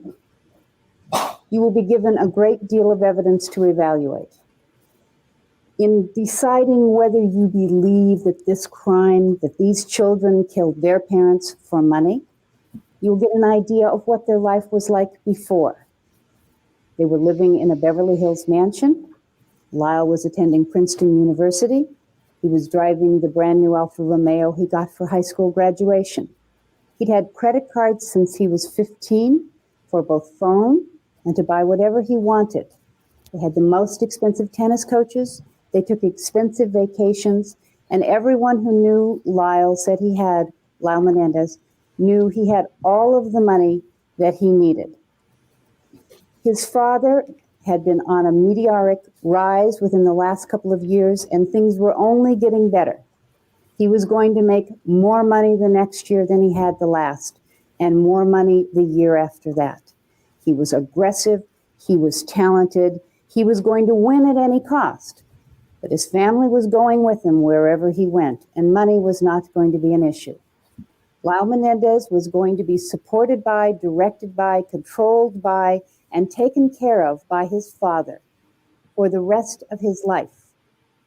His father had always picked his schools, his friends, tried to control his girlfriends, decided where he was going to work, what his future was going to be, and had talked of his plans to buy a compound in Florida in which there would be houses for not only Kitty and Jose Menendez, but one for Lyle and whomever he would marry, and one for Erik and whomever he would marry, and various That's other weird. relatives.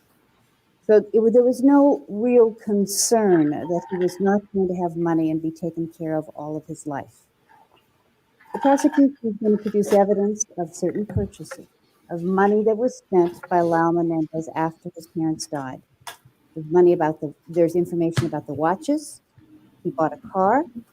He made offers on a couple of condominiums. The only one that actually ever closed was the condominium in Princeton, which his parents were in the process of buying for him at the time of their death. It was to close in about 2 weeks. Lyle had helped pick it out, and they were going to pay for it. You will also hear that he purchased a restaurant, and you will hear from his aunt and uncle about their decision to go along with this idea because of their desire to give some structure to the chaotic existence which followed the death of his parents. You will be given information which will help you, I think, to understand the grief process and that everyone does not experience it the same way, and that even people who kill other people mourn their loss, miss them, and love them. If this wasn't about money, then what was it about?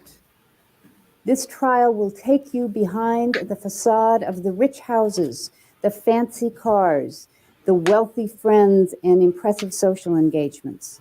It will take you to the life that was experienced by Lyle Menendez and his brother as they grew up. There's a picture on the board in the middle, which is a picture of Lyle and his little brother, Erik. All of his life, he was responsible for protecting Erik. And he didn't always do it. And in fact, he sometimes hurt his brother. And as he grew older, the responsibility that he felt for him, for this child with whom he shared a war zone life, became even stronger. And his sense of guilt over some of his shortcomings. Interesting language using loomed child, very large little for him. brother, Mhm. war The zone events life. which took place on August 20th, 1989, had their genesis long, long before. But immediately before the killing, in those last few days, that last week, an event began which set all of this in motion. Erik Menendez told his brother Lyle Menendez that he couldn't stand it any longer. His father had been molesting him for 12 years. It had gotten more violent, and he couldn't take it. He needed help. He couldn't get out. He couldn't leave, and he couldn't take on his father. And so he turned to his big brother. And his big brother, who had a fairly nice life going for him at the time, had spent the summer at tennis camps, was going back to Princeton in the fall to live in this new condominium, had a girlfriend all lined up that he'd been establishing a relationship with that summer, could not turn his back on his brother. Although shocked to hear that this had been going on for the 12 years, he believed Erik. He believed him because he was his brother, but more importantly, he believed him because he remembered what had happened to him when he was much younger. His experience with his father in terms of molestation had been for a much shorter period of time. It was from about 6 to 8. But he remembers what it felt like. He remembers the fear and the confusion, the importance of being loved and made to feel special by this charismatic, powerful man who was the center of his universe. He also remembered that when he was 13, he sensed something was going on with his brother. And gathering up all of his courage, he prepared for a talk with his father, as he always prepared for a talk with his father. He made notes and he rehearsed because he didn't want to lose the ability to deliver the message that he had to give him by virtue of being ridiculed for his grammar or laughed at for his lisp or in some way derailed from his purpose. And so at 13, he went to Jose Menendez and told him he knew what was going on and he wanted it to stop. And his father promised him that it would. Lyle decided that it worked when he was 13, or at least he thought it had. So he was going to try the same procedure again. He was going to talk to his dad about it. Only now he was older. He posed much more of a threat. He could tell people. Maybe somebody would believe him now. He knew he wouldn't have been believed at 13. But maybe at 21, he would be believed. So he, again, prepared for a talk with his father. He made notes, he rehearsed, and then he confronted him. And he told him that he knew what had been going on, and it was going to stop.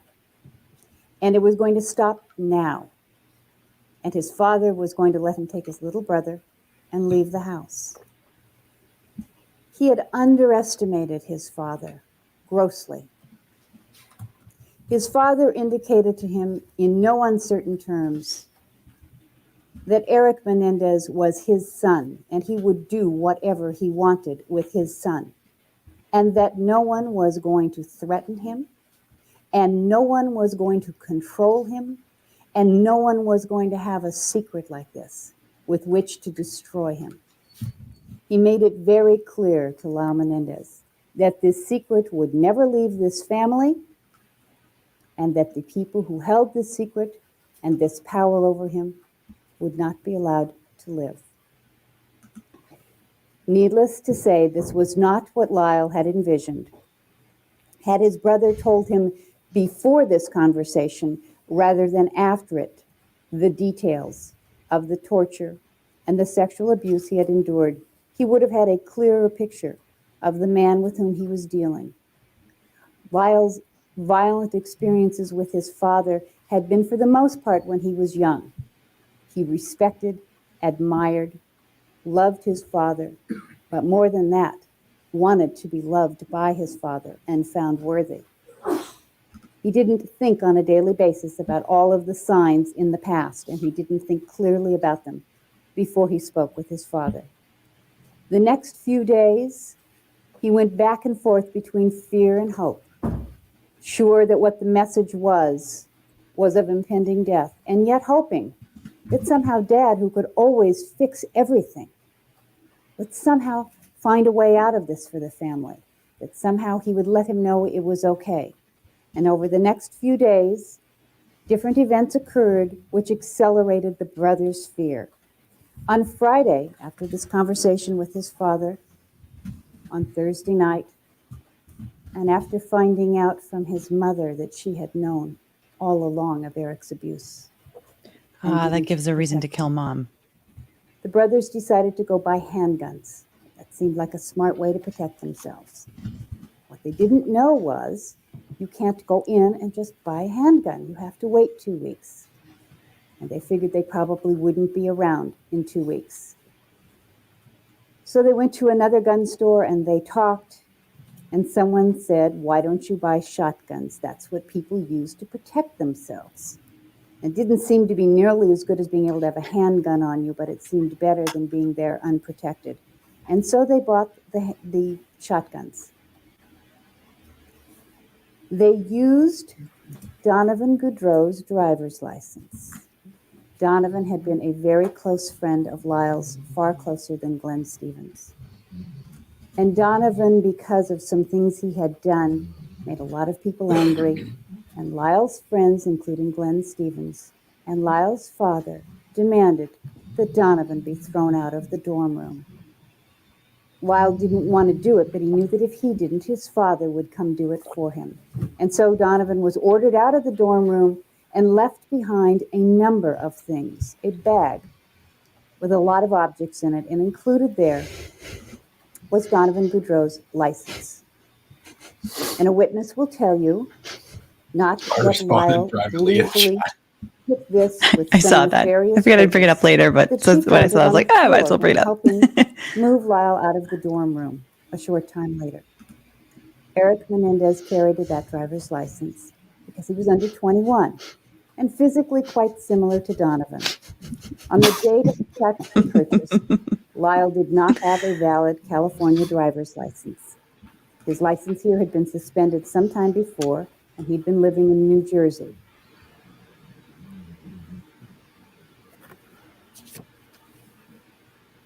When the prosecution talks about this plan, this carefully crafted alibi, it so happens that Lyle Menendez had made plans to go to the movie on Sunday night sometime before.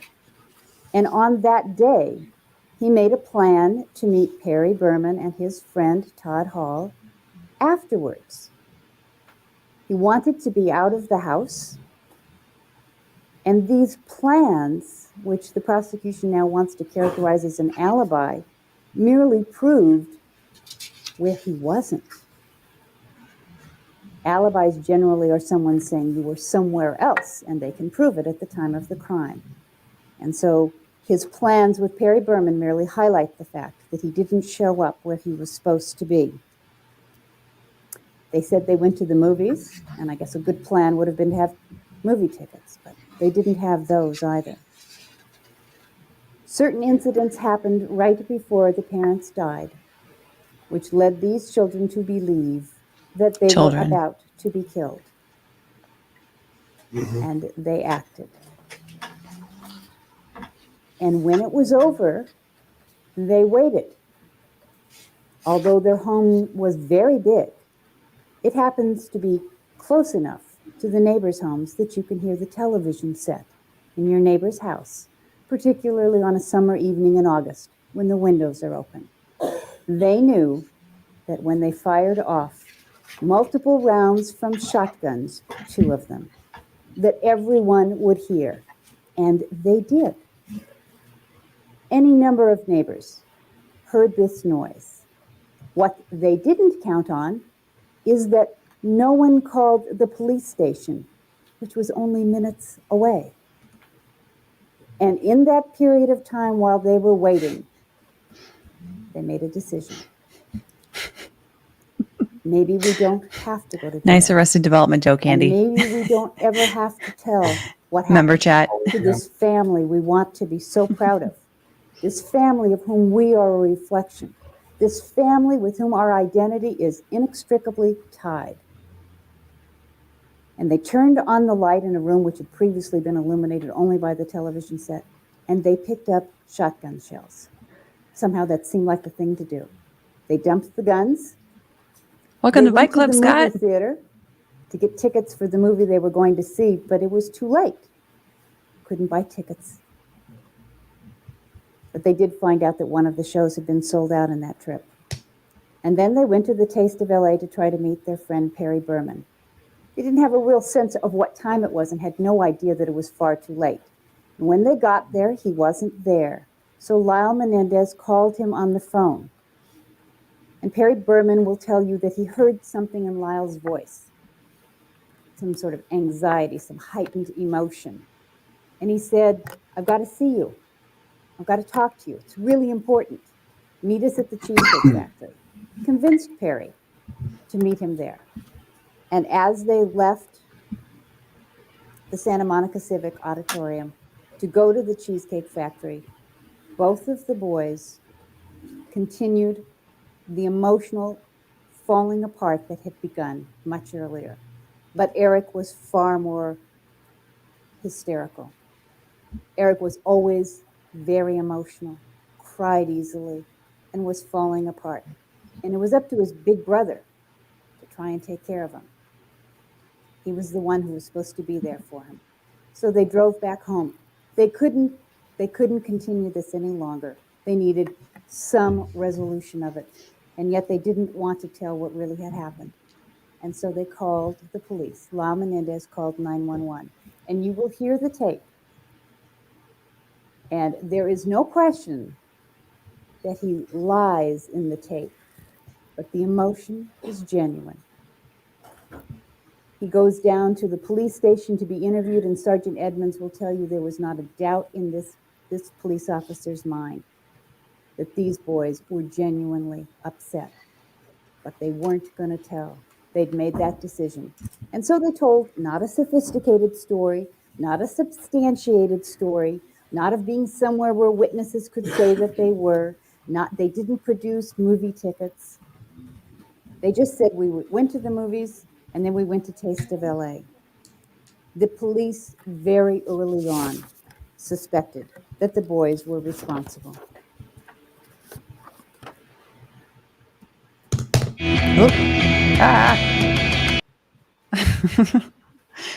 Another advertisement.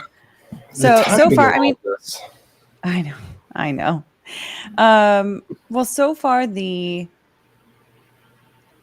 makes sense, the defense theory, the way that she's painting it, to turn this into like, they had all this wealth, but we're going to peel back the layers so that you can see what's behind this veil of wealth and see the horrible life that they were living through. And to see like exactly why this happened. So they definitely want to give it like an expanded view of like so many terrible things were happening. The parents were doing these bad things, and that's why they just couldn't take it anymore. I mean, there's a lot of behaviors are just odd, and yeah.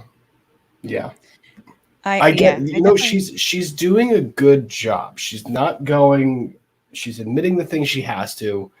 She's using all the words that you're talking about, like the kids, Mhm. child, war zone, all of Mhm. these things, trying to draw the jury in. Yeah.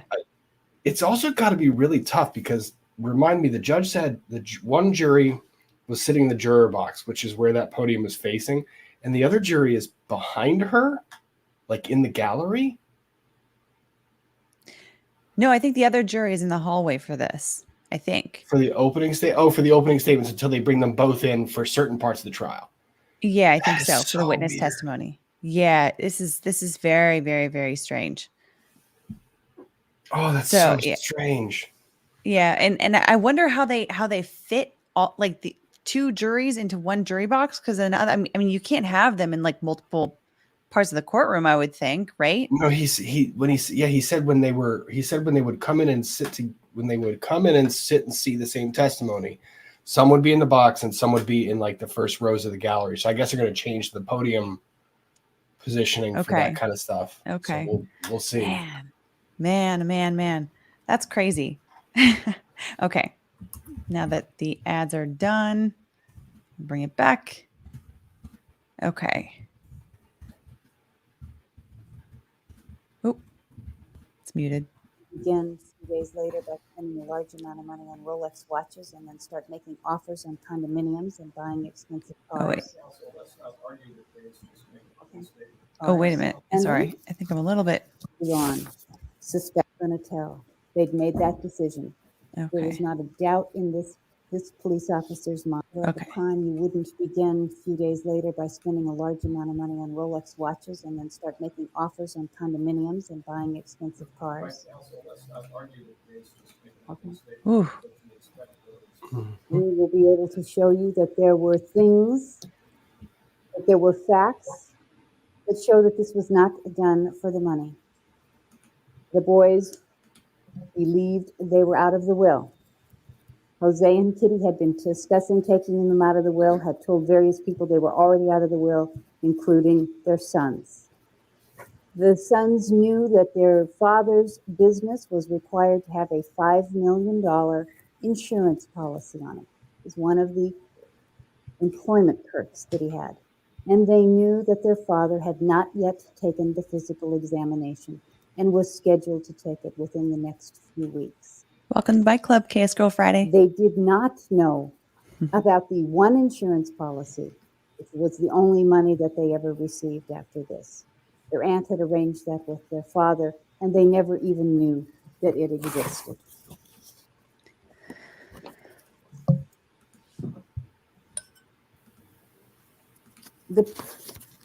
The prosecution has told you of the confession to Dr. Oziel. You will hear what Dr. Oziel has to say. You'll have the opportunity to observe him. We will provide you with additional information which will assist you in evaluating Dr. Oziel's credibility. The brothers had made a decision that they were not going to reveal the family secrets. And so they gave him some information, and Dr. Oziel filled in some of the blanks himself. What you will hear in this court from Lyle Menendez, from his teachers, from his coaches, from his friends, his neighbors, his relatives, will be the story of what life was like for him and his brother. You have to remember that the child to whom some of these things happened was not the 25-year-old young man sitting here today, but the young man pictured up on the board. For Lyle, most of the sexual abuse and violence occurred in the years before he was 10. He was arrested in March of 1990, and he first spoke of his abuse, not to his lawyers, not to the media, but to his family. After he told his family, he began talking to me about it. And after that, we brought in the experts who you will see here in court. They are not the people who make their living testifying in court. You will see Dr. Stuart Hart and Dr. John Conte, both of whom are university professors, one at Washington and one at Indiana, who have made it their life work to study and evaluate violent families, psychological maltreatment, and child abuse.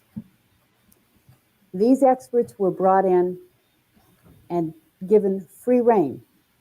They were told that they could spend as much time as they wanted with Lyle Menendez. They could review any documents they wanted, see any photographs we had, interview any witnesses they wanted. And what they did was to each spend over 60 hours apiece with Lyle Menendez, just the expert and Lyle Menendez. They then read over 2,000 pages of interviews with people. They looked at photo albums of the entire family history.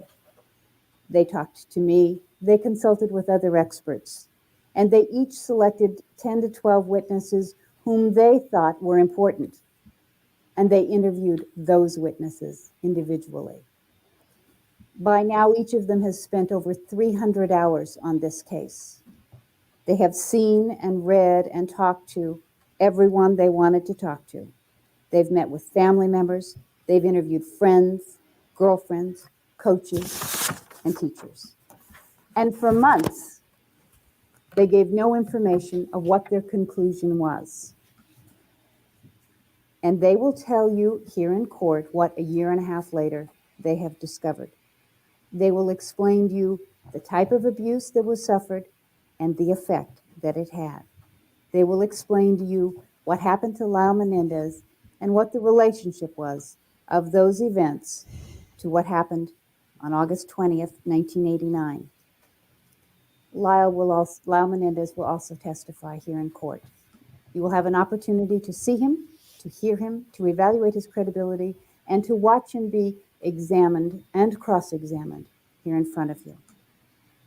And what Lyle will tell you will be that he got several messages from his parents, from his mother, who didn't want him in the first place and told him all of his life, that he had ruined her life, that she could have had a great career in broadcasting or drama, but for him. He was told on a regular basis that he was inadequate. He was humiliated, degraded, and rejected by this woman who in the last 3 years of her life was violent, unstable, drug addicted, alcohol dependent, and obsessive. He lived in a world of contradictions. For most of the time, the house was filthy. The laundry piled up. The ferret, who was never trained to go to the bathroom wherever he should have, went to the bathroom all over the house. They had a ferret? They would have boxes and boxes and boxes of carnation bars and no other food. And then his mother would decide she was going to sell Shackley vitamins. And all of the toys would be thrown out and the cupboards would be filled with the vitamins.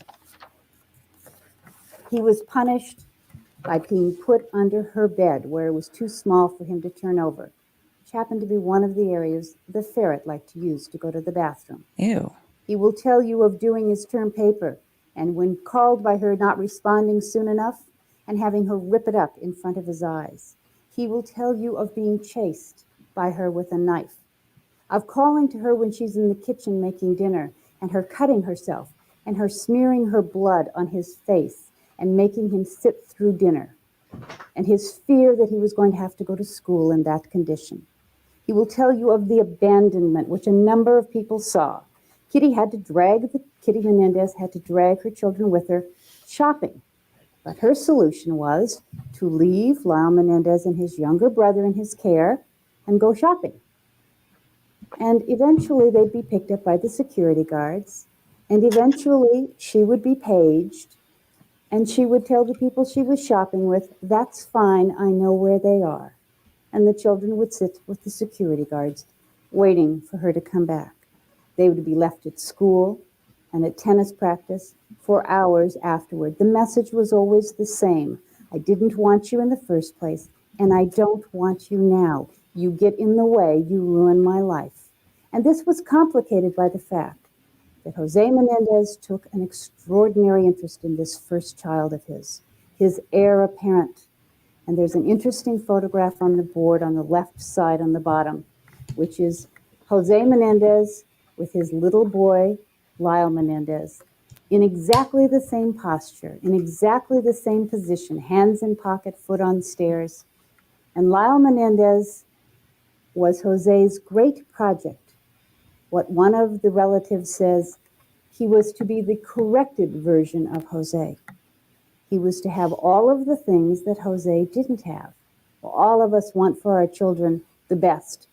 We all want for them the things we didn't have. But for him, the particular areas of concern were the fact that he did not get to have the special training and coaching so that he could have been the swimming star he thought he could have been. He lived his life humiliated by the fact that he was surrounded by Ivy League graduates, and he'd gone to Queens College.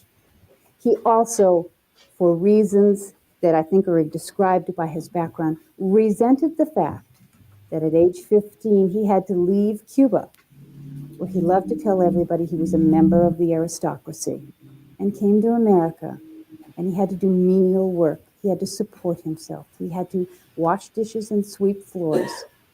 He was going to get back his social position and more. And his son was going to be the prince. He was going to play tennis, have the best coaches. He was going to go to Princeton. He was going to have all the money he needed. He was not going to suffer any of the degradation of being working class, which was so offensive to Jose. And it was interesting because he ran into a woman, Mary Louise Anderson, who had a lot of the same issues. She was the daughter of a divorced family in a small Irish Catholic town in Illinois, where people didn't get divorced in the 40s, and she was ostracized. She had a violent, bigoted, cruel father who left her mother. Her mother was at first emotionally unstable enough that she was hospitalized and spent the rest of her life mourning the loss of her husband, and gave Kitty Menendez the same message that Kitty Menendez gave her children. You know, things were fine until kids came along. Kids changed your life. Well, kids changed Kitty Menendez's life, because now Jose spent all the time that he wasn't either spending working or with his girlfriends, with his son. He told his son he was special. He told his son he was going to be great. He would spend hours with this little child in the basement, giving him inspirational talks, passing along motivational material, drilling him on tennis, making him repeat, making him memorize, conditioning him to have all of the thoughts that Jose thought were right, and none of his own. One of his cousins says one of the most amazing things about Lyle Menendez as a little boy was he would start a sentence to tell you what he thought. He'd glance over at his dad and see that look of disapproval, and midstream, switch that sentence around to the other position, which he knew was the right one for his dad, regardless of what his own views were.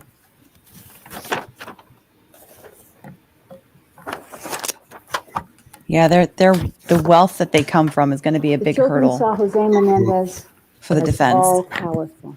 I mean, I can see it in the flaunted chat. law. People are like rich He people problems. bragged of his illegal acts. He told with glee of firing people and destroying careers. He reveled in his sadism. He talked to them about all he could do. He was the shepherd and the rest were the sheep, a message that he passed on to his son and made him memorize.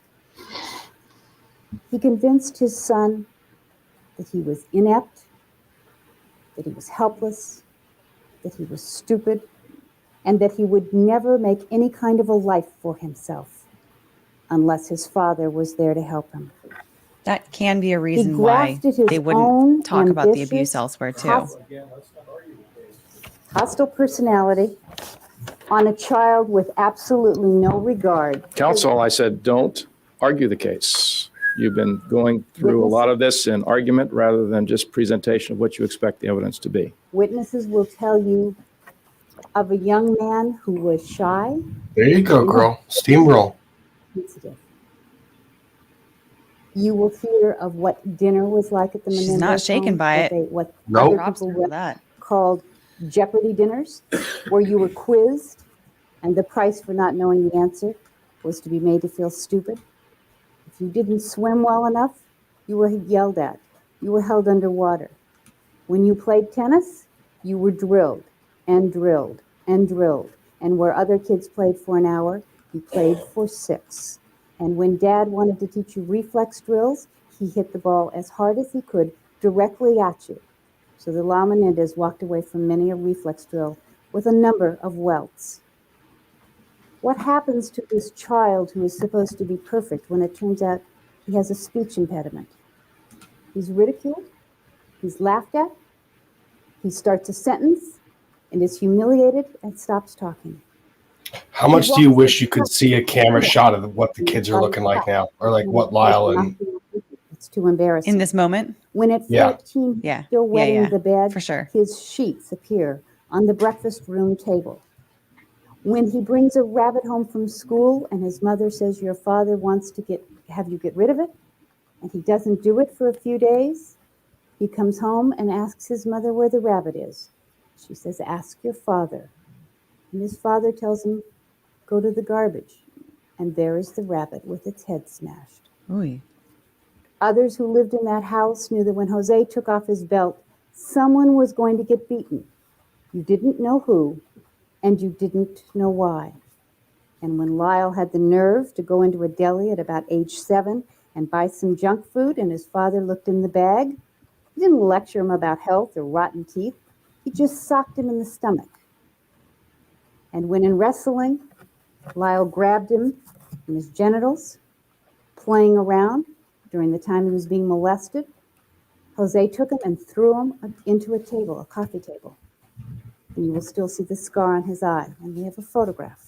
And we have medical records. Lyle also has a scar that runs down his lip to his chin. When he was about 16, he was out practicing tennis. And his father watched him and came and harassed him and pushed him in ways that his coach said he'd never seen done before. And when Lyle yelled at him to shut up, his father grabbed him, put him in the limousine, which was his father's usual means of transportation, grabbed him by the throat, and socked him square in the face, and said, if you ever embarrass me again, I will kill you. Jeez. The Menendez family blended sex and violence. They showed porno films to neighbors who were outraged and then bragged they'd shown them to the children. They had no boundaries. The boys showered with their father to the very end, and their mother in their teens was still coming in the bathtub and bathing them and washing their hair. The problem is children love their parents and want to be loved by them. And so they stay and they endure and they believe they are responsible. And between the years, Yes, counsel, again, this is not the opportunity to argue the case. It's the opportunity to Holy. give the jury an idea of what you expect the evidence to be. That's not good. between the years of 6 and 8, around the time Lyle was playing soccer, as you can see from the picture on the right, his father extended these intense conversations into massages. He told them that this was the type of thing that the Romans did, that this is what Yeah, this fathers gets used to do, uncomfortable. that he was Yeah. special, that this was a special bond that they had. And he began the sexual molestation. And Lyle felt confusion and fear, but he also liked the attention. And he also liked Putting on my the fact Spidey that hat. Dad thought he was Looks a important. little turtle-like But right as now. things progressed, objects were used, which A little hurt, frozen. and That eventually one. there was anal rape, Yeah. which hurt even more. Lyle confronted his dad, screamed at him, told his mother, please ask Dad to leave me alone, he's hurting me. She said, your dad loves you. You have to be punished sometimes. The teachers will tell you of the pressure that they saw and of the sadness they saw. And they will admit to you that they didn't interfere and they didn't protect these children because they were afraid of the parents. They were afraid of Jose Menendez and they were afraid of Kitty Menendez. The coaches will tell you of the brutality and the control exhibited through the lessons, and those who wouldn't go to the extent that was required were fired.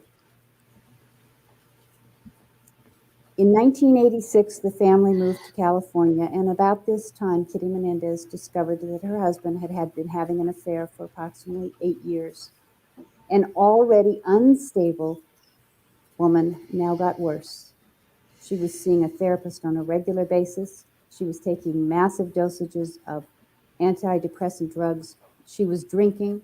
She was acting in all kinds of obsessive ways. She was leaving suicide notes for her sons. She was attempting suicide. She was threatening to poison the family. A crazy woman got even crazier. During the last week, Lyle and Erik Menendez talked to each other about experiences that each of them had had that the others didn't even know about. They talked about a mother who was willing to die and willing to kill. They talked about a father who was not going to be controlled by anyone or anything. They talked about parents who can treat their children as objects, who can abuse and use and degrade them. And they knew that these were parents who could kill their children. Whoops. Another advertisement. Yep. So- And no, I saw that super chat from Interlocution. Yeah, And it was pull it a up really again. good point. It's a good point. Yeah. It's when we make the observation that it's a hurdle that the defense is going to have to overcome, it's because there's just a predisposition. People, when they hear it, their guttural, or the first instance, they just have this gut reaction to it.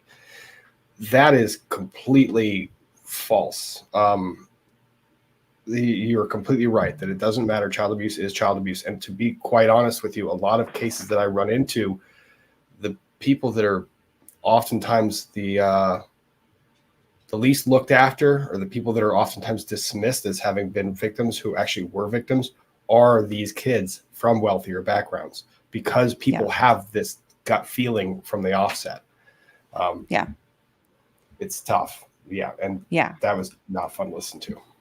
No, it definitely wasn't. And it's what I said earlier was that, also the fact of this abuse and the control, I've heard enough to see how the defense is going to be arguing throughout this trial that as boys and then young men, that they were not, that they at least felt that they weren't in a position to be able to go outside of the family for help, because or to leave the family, right, to go out on their own. Like I saw in the chat, like people were talking about, why didn't they just leave and go out off on their own? Like they're adults. I completely agree with that, right? Like that's a normal thing, especially at that age. But it sounds like what has happened. I mean, this is obviously, we're in opening statements. There's no evidence that's out yet. But it sounds like what the defense is saying is that not only was there this massive amount of control, but it sounds like they also were coddled to such an extent that they didn't have any life skills to really be able to go off and be successful in their own right. Like one of the boys is in Princeton, but from I mean, this is outside of what we've heard in the trial so far, but from what I was researching, the way that he got into Princeton wasn't so much on his own merit. It was daddy's bucks that got him there. Well, and that is the fundamental purpose of control. The fundamental purpose of control is to create dependency. When you have control over children, who are already dependent of you, but when you exert that control over children in their formative years, that dependency is so ingrained in them that you can quite literally break them and stunt them. That's why we have a lot of mental health problems that go back to a lot of personality disorders start when a child's growth is stunted at some point in time by overexertion of control. It's interesting. Yeah. Very, very, very interesting. And that's not to say, obviously, that that means that, murder is condoned No. in instances of abuse. It's more just kind of like a psychological explanation of like how somebody gets there, right? So there's just a little bit left, and I think it might just be some back and forth dialogue, but let's see here, because Statement for the defense. Okay. All right, ladies and gentlemen, we'll take a recess. But before I do, let me again say that all that you heard so far is what the lawyers expect to show by the evidence and what they expect the evidence to be. You will be the judges of the evidence. You will decide how you evaluate whatever is presented to you and decide, based upon the evidence presented to you, what happened in this case. I'm going to excuse you. We have the other jury yet to deal with. We have opening statement for them. The lawyers have some things they want to discuss with me. What I'm going to do is excuse you until 3 o'clock, and hopefully by then the opening statements for the other jury will have been completed, and we can start up with testimony. It's possible that we won't get to that point. I don't know. And if it gets there, then I'll excuse you for the afternoon once I learn how long it's going to take with the other defendant's jury. What I'm going to do is ask that you take your lunch hour now and return at 3 o'clock. So it's a long lunch hour. I'll return to Department S on the 7th floor of this building. Department S is in Sam. On the 7th floor at 3 o'clock. And when you're there, we'll check you in, make sure you're all there. And as soon as we're ready for you, we'll have you come down. As I said, it's possible that we will not have finished with the other defendant's opening statement by then. And if that is true, I'll let you know. And it's possible we'll excuse you until tomorrow. Just to remind you, if I don't speak with you again today, and if we don't get you until tomorrow morning, don't discuss this case with anyone at all. Don't form any opinions about it. You have yet to hear one piece of evidence, so there's nothing. don't form any opinions about it. That's kind of a tough admonition. And don't look that's at not really how that works. Don't listen to anything on radio. Don't look at any of the news coverage in the media. And we'll see you all back here at 3 o'clock in Department S, and then we'll communicate with you by the court staff as to whether we have an opportunity to have you come down here for some testimony. So you can all leave now and have your lunch, and we'll see you at 3 o'clock. I'll ask everybody in the audience, stay seated until the jury is left. All right, are they all gone? Yes. Okay, all right. As far as the co-defendant is concerned, are there matters that you wish to discuss now regarding opening statements?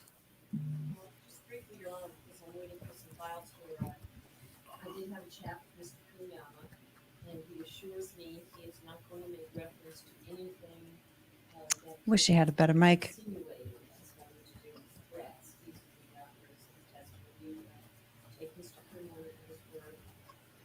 he is not going to raise the handwriting issue since I showed him the opening passage of my opening statement in which I told the jury that my client signed the paperwork and shot against the San Diego that doesn't issue arrest.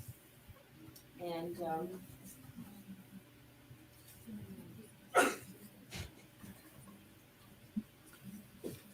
yes, we do still have pending a hearing on the issue of the contested issue about whether Craig Cigarelli ever told the police that Erik Menendez told him. Didn't realize Michelle Pfeiffer became a lawyer at some point. Oh shit! I just looked at that. Wow. Doesn't she look just like her? All right, are you going to refer to that in your opening statement? All right. And I don't have any little Jewish guys running around to worry about, so I think that's about it. Until I examine some materials that are on their way over to the Army, I'd like to address the court again on the Dr. Oziel disinheritance information in camera after my Oziel file arrives. It should be here at 12. I can come back before 1:30. All right. Did you intend to refer to that in your opening statement? Yes, I do, Your Honor. All right. What we'll do is have the other jury come down, and I'll make my initial remarks to them, and then we'll excuse them until 1:30. Unless the prosecution wishes to break up your opening statement, start it, and then pick up again after lunch. All right. Nope. Okay. All right. Let's see if we can get that other jury down, please. escort. Okay. So that's it for those opening statements. We'll do next week. We're going to be doing the Erik Menendez opening statements. So we'll see if there's a difference between the two, and if I'm so, curious. what kind Yeah, of I want to see if differences? I can pull the transcripts from the Lyle before we do the Erik, because I want to be kind of prepared to see the Erik opening and be able to kind of say what was particularly different. Yeah, for sure. Because it's the fact that they wanted to have these with separate juries, the fact that they wanted to, I just it seems like you're going to get a different narrative for each of them, at least from the defense. Prosecution might have the same narrative for each of them, but yeah, it's a very curious thing already. Well, it's like a football team at halftime. You watch the coaches go into the locker room and they're like, you know what, they threw some things at us we just didn't know. We need to make some adjustments, and then come back in the second half and just play a different type of defense. Like I just imagine like that happening. Yeah, exactly. Crazy Cat Queen says, any thoughts on the difference of those who respond to abuse with unaliving abusers versus unaliving themselves? It depends on. I mean, either way, it's tragedy. It's remarkably tragic. It really depends on. There are different levels, forms, and impacts that abuse have, and to anyone that's actually been through that period, if either of these things are in your mindset or consideration, reach out to various hotlines that are out there. Yes. There are people that are happy to kind of talk to you, listen to you, and walk you through those situations. You never want to. You see these cases in the criminal context, and it's a shame that there's so many of them. But really, hopefully, they kind of serve as an example for just opportunities for us to talk about it in a way that's a little bit less guarded, and where we can tell people that there are resources out there for you. Yep, exactly. Thank you for the question, Crazy Cat Queen. Gave us a good opportunity to talk about those important things. So do you have any other thoughts on these opening statements? Judge is a little hot. Like she was meandering into the argumentative side.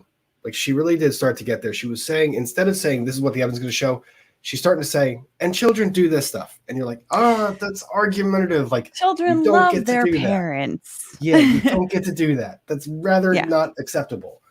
The judge was pretty props quick on to the her admonition. for just keeping the plane flying on a glide path, right? Oh, it didn't throw her at all. Like the judge finished speaking and she just kept moving, and I was like, good for you. It's going to be contentious. Now, I hope they get better. They get closer to their microphones. That would be nice. I know that's one of the things that I started thinking about. Like I was like, okay, if this is the first like really big televised trial of the century, like televised, that people are like that's how I've seen people label it. I'm like, oh, are there going to be some audio visual technology issues that we're going to be experiencing with like microphones and things like that? Even so, you have to admit the audio is pretty impressive. Like it really is. The audio and the video is pretty impressive. This was what, 93? Mm-hmm. That's pretty good. Like to pick up all that audio in courtroom and all that kind of stuff like that. Yeah. So far, yeah, for sure. Just the microphones for the for the attorneys is the one part where it's like we can't really hear what they're saying. But it's funny because it's like we've gotten so accustomed to just like assuming that the attorney sitting at the table is going to have a microphone to be able to address the judge and make arguments and all this kind of stuff. So yeah, but anyway. All right. Well, this has been fascinating so far. I can't wait to see what happens next week. I hope you guys are interested. I hope you guys join us. It's going to be fascinating to see the next couple opening statements next Monday, same time, noon East Coast time. We're going to be doing this. Otherwise on this channel, I'm live streaming every day this week. So tomorrow I've still got Legal Tea Tuesday Wednesday, I'm going to get into a deep dive. Thursday is going to be latest in the law. Friday is going to be members only. So I hope I see you guys there. And in the meantime, I hope you have a wonderful rest of your day or evening, whatever time it is, wherever you are. And to folks in the replay chat, in the replay crew, I hope you are enjoying this whenever you're watching it as well. Thanks again to Rob for coming. Thanks to Nate for being here earlier, and thanks to everybody in the chat, all the people that are engaging, having some great conversations about nostalgia in the 90s, all this stuff.